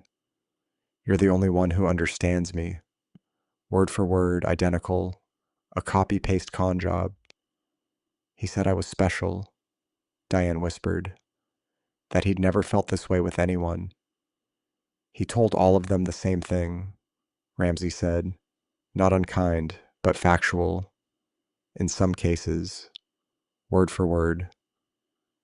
You weren't special, Mrs. Thornton. You were a target who fit his profile. She looked like she might be sick. Here's how this works, Ramsey continued. This afternoon, you'll call Dr. Vaughn. Tell him you're scared, that your husband is threatening you with fraud charges, that you need his help. He'll come to your hotel. Men like him can't resist the opportunity to reassert control. What if he suspects? He won't. You're desperate and frightened. That's exactly what he expects. That's what makes you controllable in his mind. Ramsey leaned forward. Men like Preston Vaughn rely on power dynamics. He thinks you're weak. That's his weakness. Underestimating people. He pulled a small device from his briefcase. This is a wire. We'll attach it between your ribs under your shirt. Invisible. You'll meet Preston in your hotel room. FBI agents will be in the adjacent room, monitoring everything. Your job is simple. Get him talking about the LLC, the money, his pattern. He'll incriminate himself if he thinks you're still on his side. Diane's hands were shaking. What do I say? The truth? That you're terrified? That you don't know what to do? Ask him for advice. He'll give it, and in doing so, he'll admit to everything. Ramsey slid a phone across the table. Clean phone, untraceable. Call him now. Arrange the meeting. Diane picked it up with trembling fingers. Looked at me one more time. I nodded. She dialed. Hit speaker. 4 rings. Then Preston's voice irritated. I told you not to call me. Preston, please. Diane's voice broke perfectly. Genuine fear mixed with performance. I need help. Caleb's threatening me with fraud charges. The FBI. I don't know what to do anymore. I'm so scared. Silence. I could almost hear him calculating on the other end. And where are you? Hotel near the hospital. Preston. I don't know how to just... Send me the address. I'll come by this afternoon. A pause. But Diane, this is the last time. You need to get your situation under control. I will. I promise. Just please help me figure out what to do. 3 p.m. Don't call me again until then. Click. Diane set the phone down, hands still shaking. He's coming. Good. Ramsey stood. Let's get you wired. After the briefing outside in the FBI parking garage, Bryn pulled me aside. You know this might not work, she said quietly. Preston's smart. He might not say anything incriminating. He will, I said. His arrogance will bury him. He thinks Diane's weak. He thinks she'll crumble. He has no idea she's already cooperating. And if he doesn't incriminate himself... I looked back at the FBI building. Then we have Audrey's testimony, Amanda's, Valerie's, and Diane's immunity means she'll testify too. Preston Vaughn is finished either way, but today just determines how quickly. Bryn studied me for a moment, nodded. Then let's make sure it's quick. That afternoon at 2:50 p.m., I sat in room 316 watching a video monitor. On the screen, Diane paced back and forth in room 314, her hands shaking. She'd been in there alone for 10 minutes waiting. Agent Ramsey stood beside me, one hand on his earpiece, his voice barely a whisper into his mic. Remember what we discussed. Mrs. Thornton, let him talk. Don't push. Just listen. On the screen. Diane nodded. She looked exhausted. The red dress from the gala was long gone. Today, she wore jeans and a plain sweater. Her hair was pulled back. No makeup. She looked like someone who hadn't slept in weeks. Vincent stood behind me, arms crossed. Bryn was beside him taking notes on her tablet. None of us spoke. At 2:55 p.m., there was a knock on the door of room 314. Diane jumped. Her hand went to her ribs, where the recording device sat hidden beneath her sweater. Then she walked to the door and opened it. Preston Vaughn stepped inside. He wore surgical scrubs under a jacket. He must have come straight from the hospital. His expression was cold, impatient. This better be important. Diane, I've got surgery in 2 hours. Diane closed the door behind him. Her voice was small, frightened. Caleb knows everything. Preston's jaw tightened. He glanced around the room as if checking for cameras. Then he turned back to her. What do you mean everything? He knows about us. He knows about the money. He showed me files, photos. He says you've done this before. He's lying. To other women? In Portland, San Francisco, Denver? Preston's face darkened. He stepped closer to Diane, his voice dropping.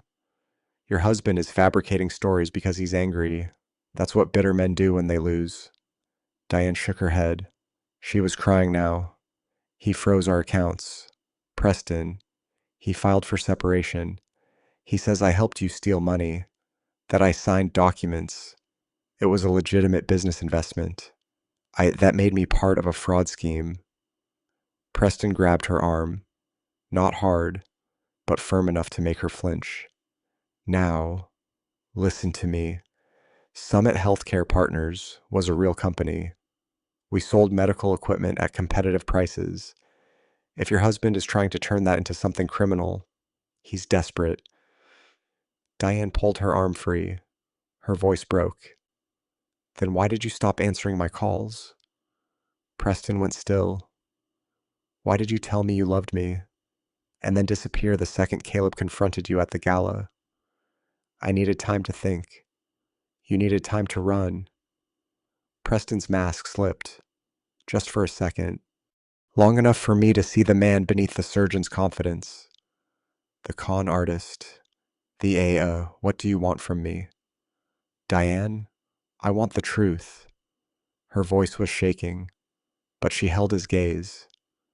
How long were you planning this? How many women have you done this to? Preston exhaled slowly.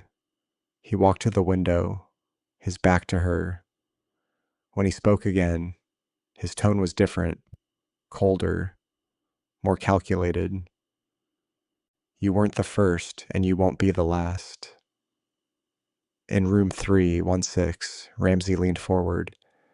Vincent's hand tightened on my shoulder. On the screen, Diane stood frozen. What? Preston turned to face her. I've been doing this for 10 years. Portland, San Francisco, Denver. You were just easier than most. Married, middle-aged, lonely. You had access to money, and you wanted to believe someone still saw you. Diane's face went white. You used me. I gave you what you wanted. I made you feel special, and you paid for that privilege. That's how it works. You told me you loved me. Preston laughed. It was a short, bitter sound. I told you what you needed to hear, just like I told Amanda in Portland, just like I told Valerie in Denver. Women like you are easy. Diane, You're so desperate for attention that you'll sign anything, transfer anything, believe anything. He stepped closer to her. Shall and when your husband comes after me with lawyers, I'll remind him that every transaction was consensual. Every document has your signature. You're not a victim. You're a co-conspirator. Diane took a step back. Her hand went to her chest where the recording device was hidden. Her voice was barely a whisper. You're a monster. Preston shrugged. I'm a businessman. And if you're smart, you'll keep your mouth shut about this. Because if you talk to the FBI, you go down with me. He turned and walked to the door. He opened it, paused, and looked back at her one last time. Consider this a lesson. Then he was gone. In room 314, Diane collapsed onto the bed. Her shoulders shook as she cried. In room 316, Agent Ramsey took off his headphones. He looked at me, at Bryn, at Vincent. We got him. He turned to one of the other agents in the room. Prepare an arrest warrant. We'll pick him up tomorrow morning at Seattle Grace. I want it public. I want every doctor, every nurse, every patient in that hospital to see him in handcuffs. He looked back at the monitor where Diane was still crying. Send someone in to check on her. Tell her she did well. Bryn closed her tablet. Vincent let out a long breath. I stood up. Ramsey turned off the monitor. He looked at me. We'll arrest him tomorrow at the hospital in front of his colleagues. He paused. Do you want to be there? I nodded. Yes, I do. Friday morning, 7 o'clock. I stood in the parking lot of Seattle Grace Hospital, a cup of takeout coffee in my hand. Bryn was beside me checking her phone. Vincent leaned against my truck, arms crossed, watching the main entrance. Here we go, Bryn murmured as 3 black SUVs pulled into the lot. The FBI. Agent Ramsey had planned this carefully. 7:15 a.m. Shift change. Maximum witnesses. Maximum impact. I took a sip of coffee and waited. Through the glass doors of the main entrance, I could see the hospital lobby, nurses in scrubs, doctors with tablets, security guards at their posts. And then I saw him. Dr. Preston Vaughn, walking down the main corridor in surgical scrubs. He was mid-conversation with 2 residents, probably discussing a procedure. His posture was confident, relaxed. He had no idea what was coming. Agent Ramsey and 3 other agents stepped through the entrance doors. Preston looked up, confused at first, then shocked. Ramsey said something I couldn't hear from where I stood. Preston's face shifted confusion, then recognition, then rage. One of the agents pulled out a pair of handcuffs. Preston took a step back. His mouth moved, probably denying everything, demanding to speak to his lawyer. But Ramsey didn't hesitate. He nodded to one of the other agents, who stepped forward and cuffed Preston's hands behind his back. The nurses stopped walking. A resident dropped his coffee cup. Everyone in the lobby turned to stare. Phones came out. People started recording. Ramsey gestured toward the main hallway, and the agents began walking Preston through the hospital. Not the back exit, not the service corridor, the main hallway. Past the nurses' stations, past the surgical suites, past the administrative offices. A perp walk. Preston, still in his surgical scrubs, still wearing his hospital ID badge, handcuffed and escorted by federal agents through the hospital where he'd worked for 2 years. I watched through the glass as they walked him past his colleagues, past the people who'd trusted him, past the administrators who'd hired him. His face was red, his jaw clenched, but he kept his eyes down. The agents reached the main entrance and pushed open the doors. Preston stepped outside into the morning sunlight. And then he saw me. I was standing beside my truck, 50 feet away. Coffee cup raised in a mock salute. Even from that distance, I saw the moment he recognized me, saw the hatred flare in his eyes. I didn't smile, didn't say anything, just held his gaze. Bryn glanced at me. You're vindictive. I'm thorough. The agents led Preston toward one of the SUVs. That's when the news vans arrived. 3 of them pulling into the lot with cameras already rolling. The FBI had tipped them off. Ramsey had told me they would. Reporters jumped out, microphones in hand. Doctor, Vaughn, are the charges true? How many victims were there? Did Seattle Grace know about the fraud? Preston said nothing, just ducked his head as the agents opened the back door of the SUV and guided him inside. The door slammed. The SUV pulled away. By noon, every doctor, nurse, and administrator in Seattle's medical community would know. By evening, it would be on the regional news. My phone buzzed, a text from Audrey Kingsley. I just saw the news. Thank you. After 4 years, there's finally justice. I typed back. He won't be able to hurt anyone else. That's what matters. Another message came through. From Diane. I'm sorry for everything. I stared at it for a moment. Then I deleted it without replying. My phone rang. I glanced at the screen. William Prescott, CEO of Seattle Grace Hospital. I answered. Thornton, Mr. Thornton. His voice was formal, careful. I wanted to personally apologize. We had no knowledge of Dr. Vaughn's activities outside the hospital. I appreciate that. Your contracts with us remain intact. In fact, we'd like to discuss expanding our partnership. I kept my voice professional. I'll have my office reach out next week. Thank you. And again, our deepest apologies. He hung up. The hospital was protecting itself, distancing from Preston. Smart. Vincent pushed off from my truck. Coffee? I nodded. We walked 3 blocks to a small cafe, the kind with mismatched chairs and local art on the walls. A TV mounted above the counter was tuned to the local news. Breaking news this morning. A prominent Seattle surgeon has been arrested on federal wire fraud charges. Dr. Preston Vaughn, a cardiac surgeon at Seattle Grace Hospital, is accused of defrauding multiple women over the course of a decade. Bryn ordered a latte. Vincent got black coffee. I just wanted to sit. We found a table by the window. On the TV, footage of Preston being led out of the hospital played on loop. Bryn sipped her latte. He'll be out on bail by tonight. But the damage is done. Vincent nodded. The medical board will suspend his license, pending trial. I leaned back in my chair. Ramsey said the trial will be in 3 to 4 months.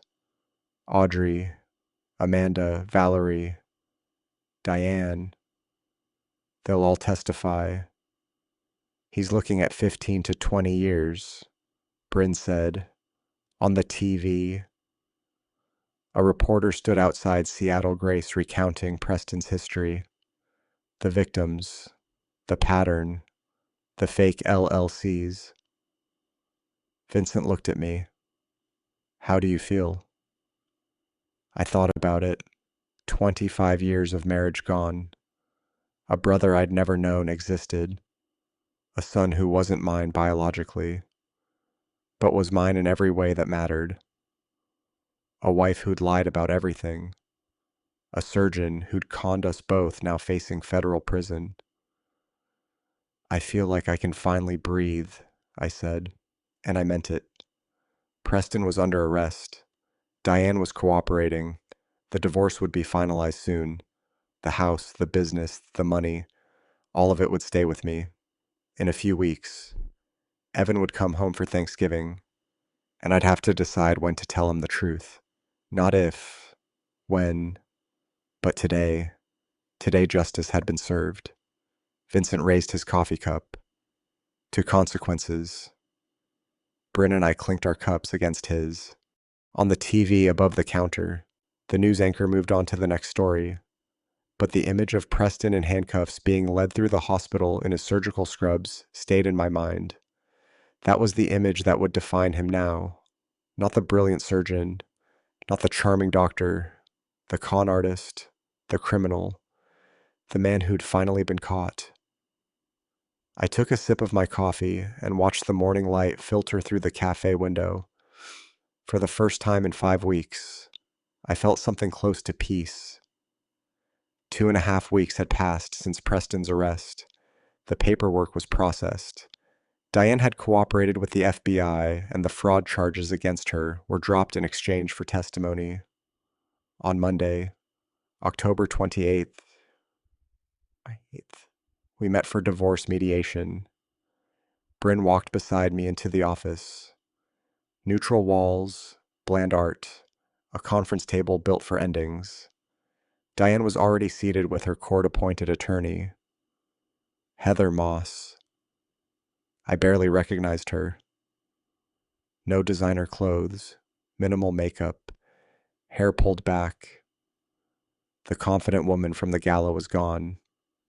In her place sat someone exhausted, defeated. She glanced at me briefly, then looked away. Dr. Julia Kenwood, the mediator, sat at the head of the table, efficient, detached. We're here to finalize the dissolution of the marriage between Caleb and Diane Thornton, married 25 years, one adult child. Mr. Thornton is represented by Bryn Whitmore, Mrs. Thornton by Heather Moss. She opened her folder. Ms. Whitmore, present the proposed terms. Bryn slid our documents forward. The marital home, valued at $800,000, transfers entirely to Mr. Thornton. The mortgage included an infidelity clause drafted by Mr. Thornton's father. In the event of adultery, full ownership remains with the wronged party. Heather blinked. She hadn't known.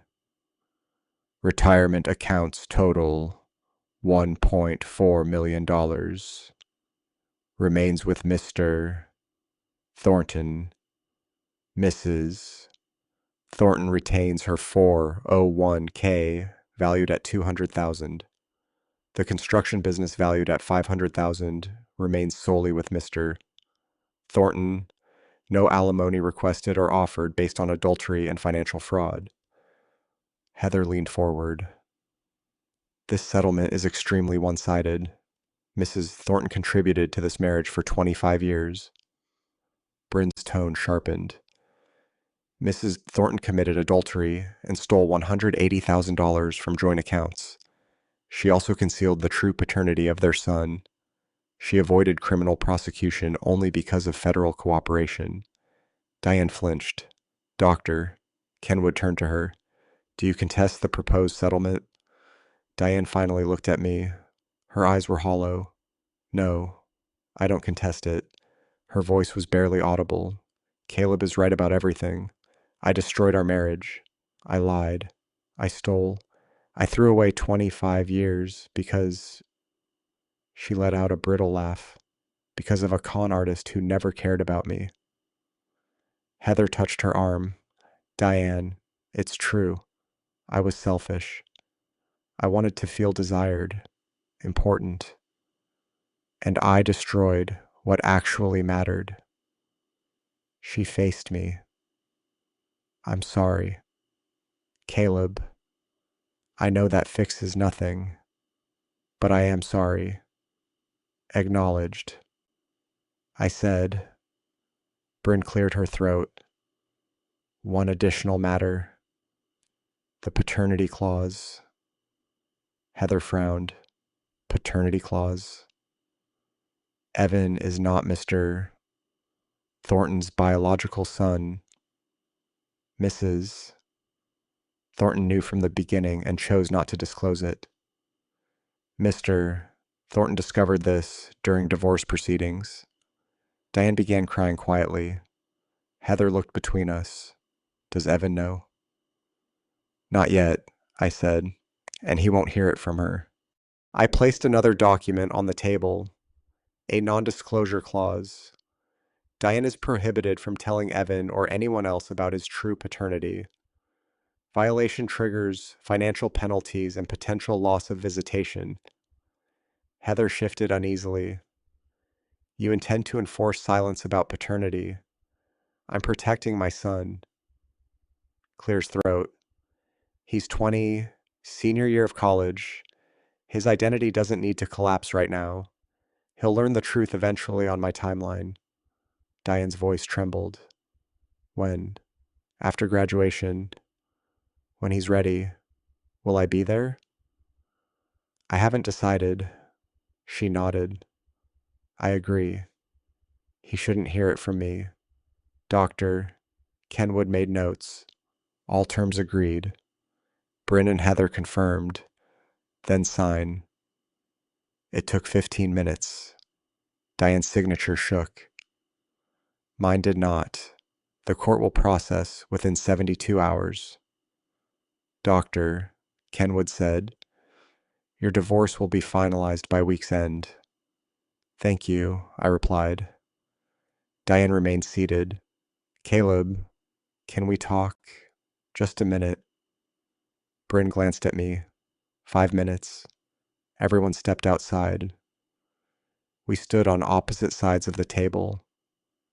I know I have no right to ask for anything, Diane began, but you should know something. I waited.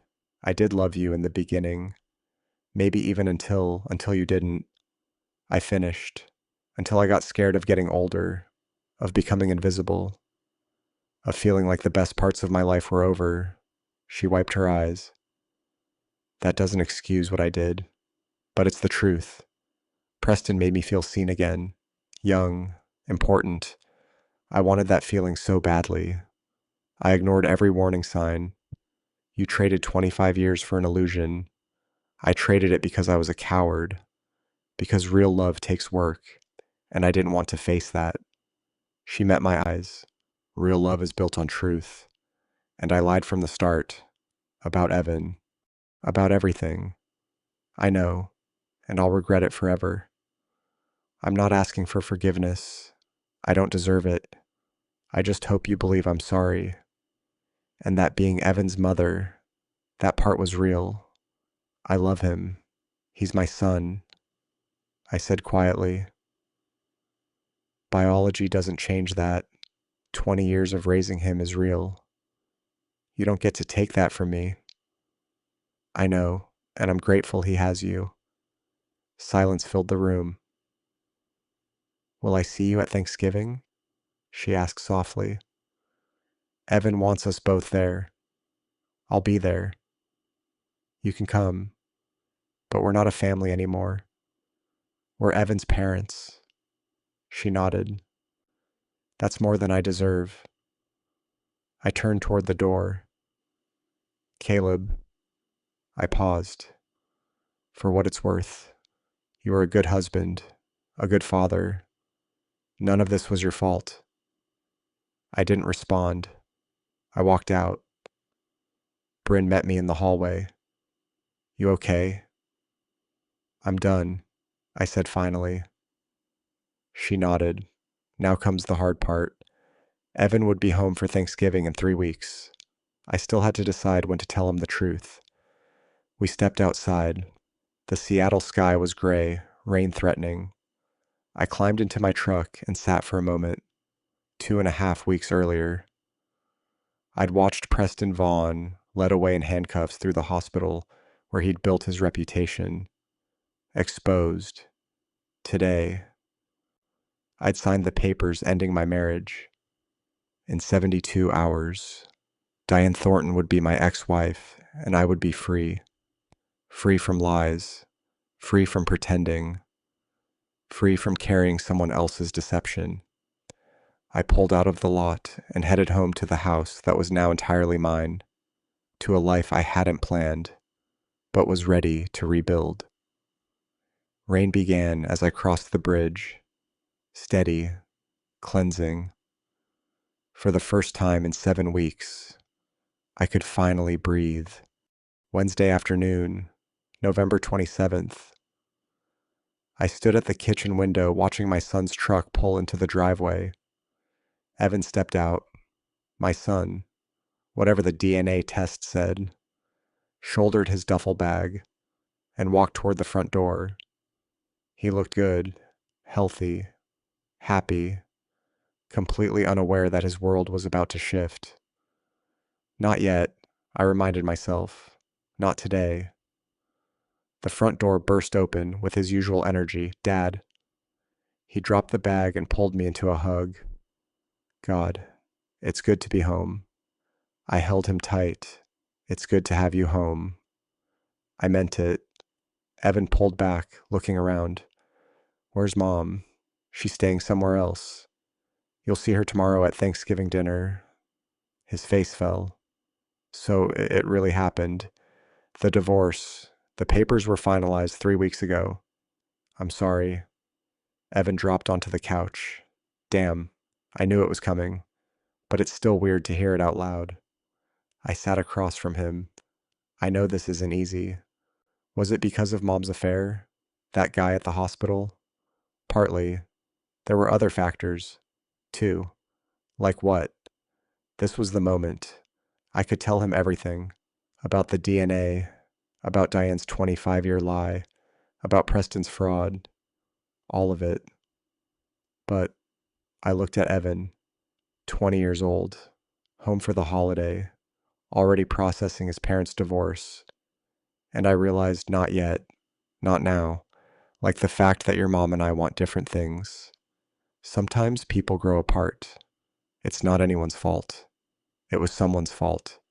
But this was a kind lie. Evan studied me. Are you okay?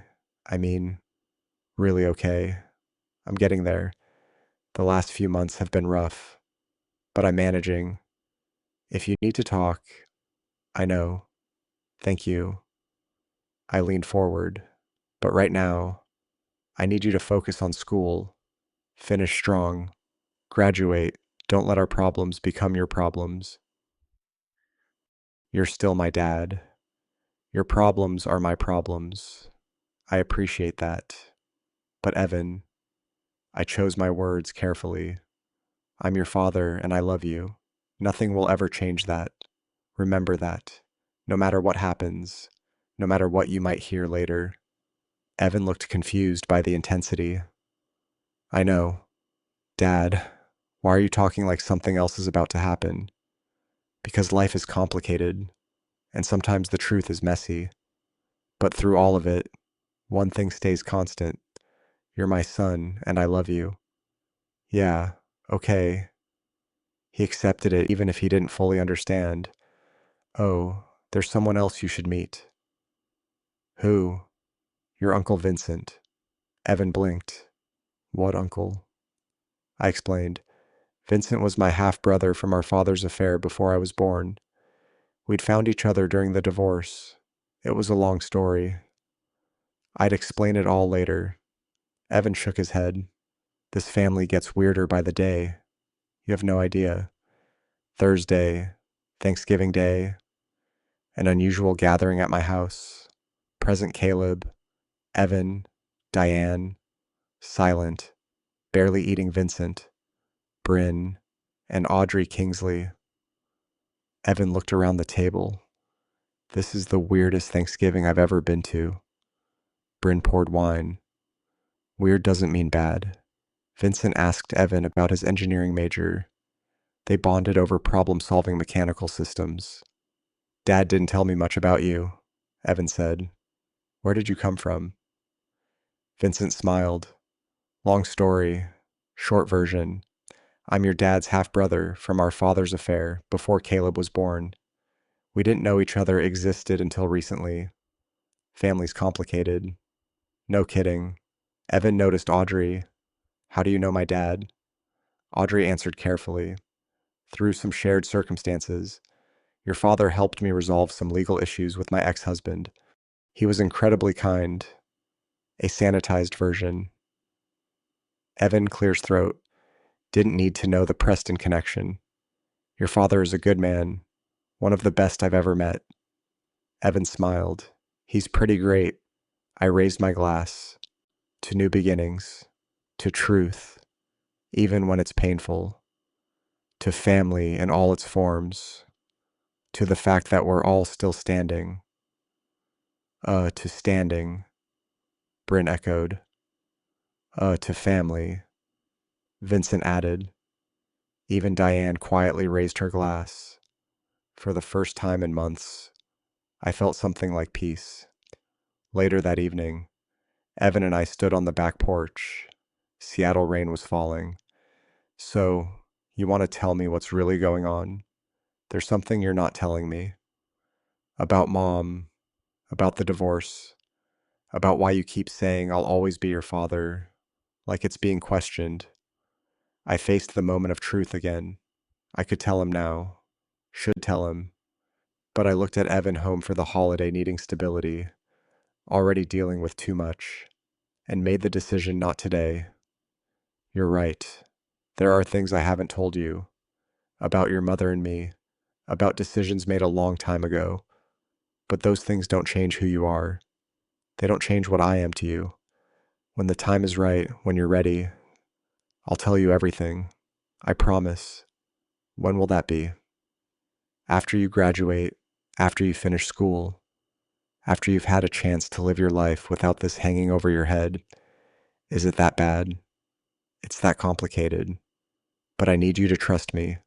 Trust that I'm protecting you, not hiding from you. I do trust you. Well, good. Then trust me on this. Finish school, graduate, build your life, and then we'll talk about everything.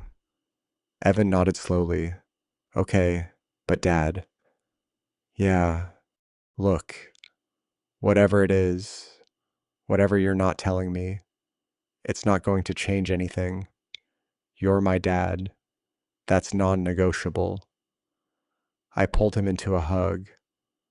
I love you, son. I love you too. Later that night, after Evan had gone to bed, I stood on the back porch watching the rain fall over Seattle. Vincent joined me with 2 beers. You decided not to tell him. He said, it wasn't a question. Not yet. He's got enough to process. Parents divorced, new uncle, life-changing. He doesn't need the paternity truth on top of that. Well, when are you going to tell him? After he graduates, in the next 6 months, when he's ready. Vincent nodded. Wise or cowardly? Sometimes they're the same thing. I laughed despite myself. Thanks for the support. That's what brothers are for, Vincent said. And somehow standing there with the brother I'd never known I had, protecting the son who wasn't mine biologically, but was mine in every way that mattered. I felt more like a father than I ever had before. The rain fell steady, the house behind us was warm. My son was home safe, loved. The truth would come eventually. But tonight, this moment, this fragile, imperfect, reconstructed family was enough. Vincent raised his beer. Two complicated truths. I clinked my bottle against his. To protecting what matters. We drank in silence. 2 brothers watching the rain. Each of us carrying secrets. Both of us learning what it meant to be family. Inside, Evan slept in his childhood bedroom, unaware that in 6 months everything he knew about himself would change. But for tonight, he was just a college kid home for Thanksgiving, and I was just his father, and that was the only truth that mattered. 3 months after Thanksgiving, on a gray afternoon in late February, I stood with Vincent at our father's grave, setting down flowers we'd chosen together. You think he knew? Vincent asked. That we'd end up here like this? Dad? I shook my head. He was too busy running from his mistakes to imagine us making peace with them. Vincent rested his hand on the headstone. Thanks for being a terrible father. It brought us together. I laughed softly. That's one way to look at it. The only way. If he'd been honest, we probably never would have met. So thanks, I guess. We stood in silence some, then walked away side by side. 5 months had passed since the parking garage video changed everything. The divorce was finalized in November. The house was mine. The business was mine. My life felt like mine again. Vincent had become a steady presence. Weekly dinners, Seahawks games, occasional help reviewing subcontractors. The brother I never knew existed turned out to be exactly what I needed. Bryn and I had grown closer, too. She handled the divorce flawlessly. No appeals, no resistance, a complete legal victory. But beyond that, we'd strengthened as siblings through everything we endured. And then there was Audrey. We'd been seeing each other for 3 months. Coffee turned into dinner. Dinner turned into weekend hikes in the Cascades. Two people who understood betrayal, learning to trust again. We weren't rushing, just building something honest, one careful step at a time. My business was thriving. Word spread about how I handled Preston with restraint, integrity, and professionalism. Clients respected that. New contracts kept coming. Diane was living in Redmond now in a modest one-bedroom apartment. She worked as a medical billing clerk, earning a fraction of her former salary. Her career as a hospital administrator was over. She saw Evan occasionally. Their relationship was strained, but not beyond repair. She was in therapy twice a week, trying to rebuild from the wreckage she'd caused. I didn't hate her anymore. I just felt nothing. She made her choices. Now she lived with them. Preston's trial began in early February. I attended every day, sitting in the gallery with Audrey, Amanda, Sutton, Valerie Porter, and Hannah Shepard, the women he'd deceived. On day 3, Diane testified under immunity. She described how Preston seduced her, persuaded her to invest in Summit Healthcare Partners, and promised a future he never intended to give. The defense tried to portray her as complicit, but she held firm. On day 5, Audrey took the stand, calm, powerful, devastating. She detailed how Preston stole $400,000 from her inheritance, derailed her career, destroyed her marriage, and silenced her with NDAs. Did you believe Dr. Vaughn loved you? The prosecutor asked. For a long time, Audrey replied, meeting his eyes, but none of it was real. Preston Vaughn is a predator. He uses people until they're empty, then discards them. The jury watched his face. They saw what I'd seen all along, the con artist behind the surgeon's mask. Amanda testified. Valerie testified.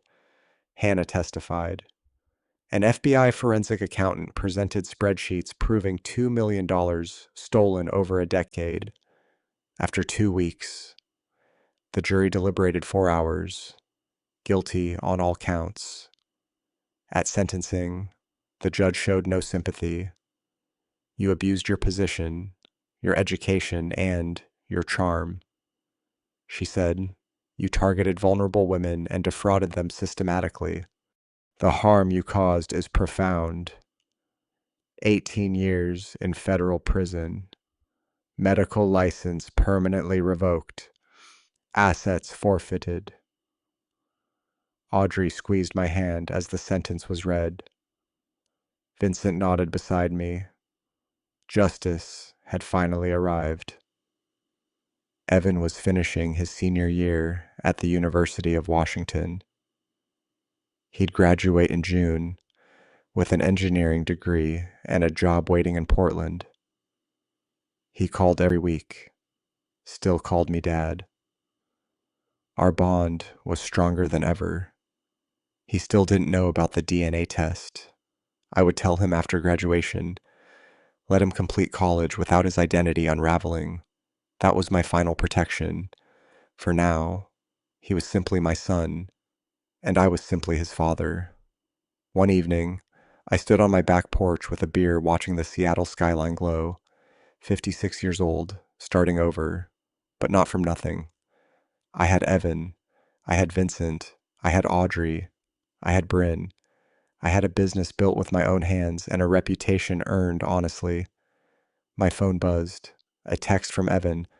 Hey, Dad, just wanted to say thanks for everything, for being honest, for being you. Love you. I smiled and replied, love you too, son. Always clears throat, Will. Later that night, Vincent asked, you forgive him? Our father. Yeah, I said. Not because he deserves it, because I'm tired of carrying his mistakes. Me too, he answered. Resentment is heavy. We were done with it. Then Bryn called. Preston was officially transferred to federal prison today. She said, it's over. It's over. I repeated, and I looked around my kitchen at the photos on the refrigerator, Evan's graduation announcement, Vincent and me at a Seahawks game, a Thanksgiving photo. Awkward but real. People say blood is thicker than water. I've learned something different. Blood doesn't make a family. Choice does. Presence does. Love does. I chose Evan every day for 20 years.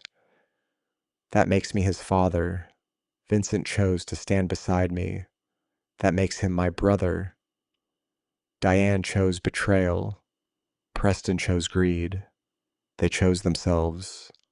I chose forgiveness. Not for them, for me. Because carrying hatred is exhausting. I'm 56. I have a son who loves me, a brother I didn't know I needed, a woman who understands my scars, a thriving business, a sister who fought for me. Most people spend their lives searching for family. I found mine in a parking garage. Life is strange that way. The family you choose can be stronger than the one you're born into, and the love you build is worth more than the love you're given. I'm Caleb Thornton, and I'm finally free. And to you, listening to this family story, remember this betrayal doesn't just destroy marriages, it shatters identities, rewrites histories, and forces you to question everything you thought was true. But here's what I learned through all of it. First, dad revenge isn't about destroying the people who hurt you. Real dad revenge is about protecting what matters most: your children, your integrity, your future. I could have burned Diane's life to the ground. I could have told Evan everything the moment I found out. But dad revenge, true revenge, is choosing restraint when rage would be easier. It's choosing your son's well-being over your own wounded pride. Second, this family story taught me that family isn't defined by DNA. It's defined by who shows up, who stands beside you when everything falls apart. Vincent, a stranger 6 months ago, became my brother. Not because we share blood, but because he chose to protect me. That's what family stories are really about. The people who choose you when they don't have to. Third, God puts people in your path for a reason. I'm not a perfect Christian, but I believe Vincent finding me in that parking garage wasn't random. It was providence. When my family story was falling apart, God was already writing a new chapter I couldn't see yet. Here's my advice. Don't be like me. Don't wait 25 years to face the truth. Don't ignore the red flags. Don't let fear of confrontation keep you living in a lie. If something feels wrong in your marriage, in your family, address it. Have the hard conversations early before they become catastrophic. But if you find yourself where I was standing in a parking lot, watching your life crumble, remember this: you get to choose what comes next. You can choose bitterness, or you can choose building. You can choose revenge, or you can choose peace. I chose peace, and it saved me. If this family story resonated with you, please leave a comment below. Have you faced betrayal, found family in unexpected places? Your story matters. Share this video with someone who needs to hear it. Subscribe to the channel for more real stories about navigating life's hardest moments with integrity. Thank you for following this journey to the end. Your time and attention mean everything. A word of caution: the stories you'll hear on this channel may contain fictionalized elements created for educational and reflective purposes. If the content doesn't suit you, feel free to explore other videos that better match your preferences. We respect your choice. I'm Caleb Thornton, and I'm finally free. I eat the blue. Yeah, Pinocchio.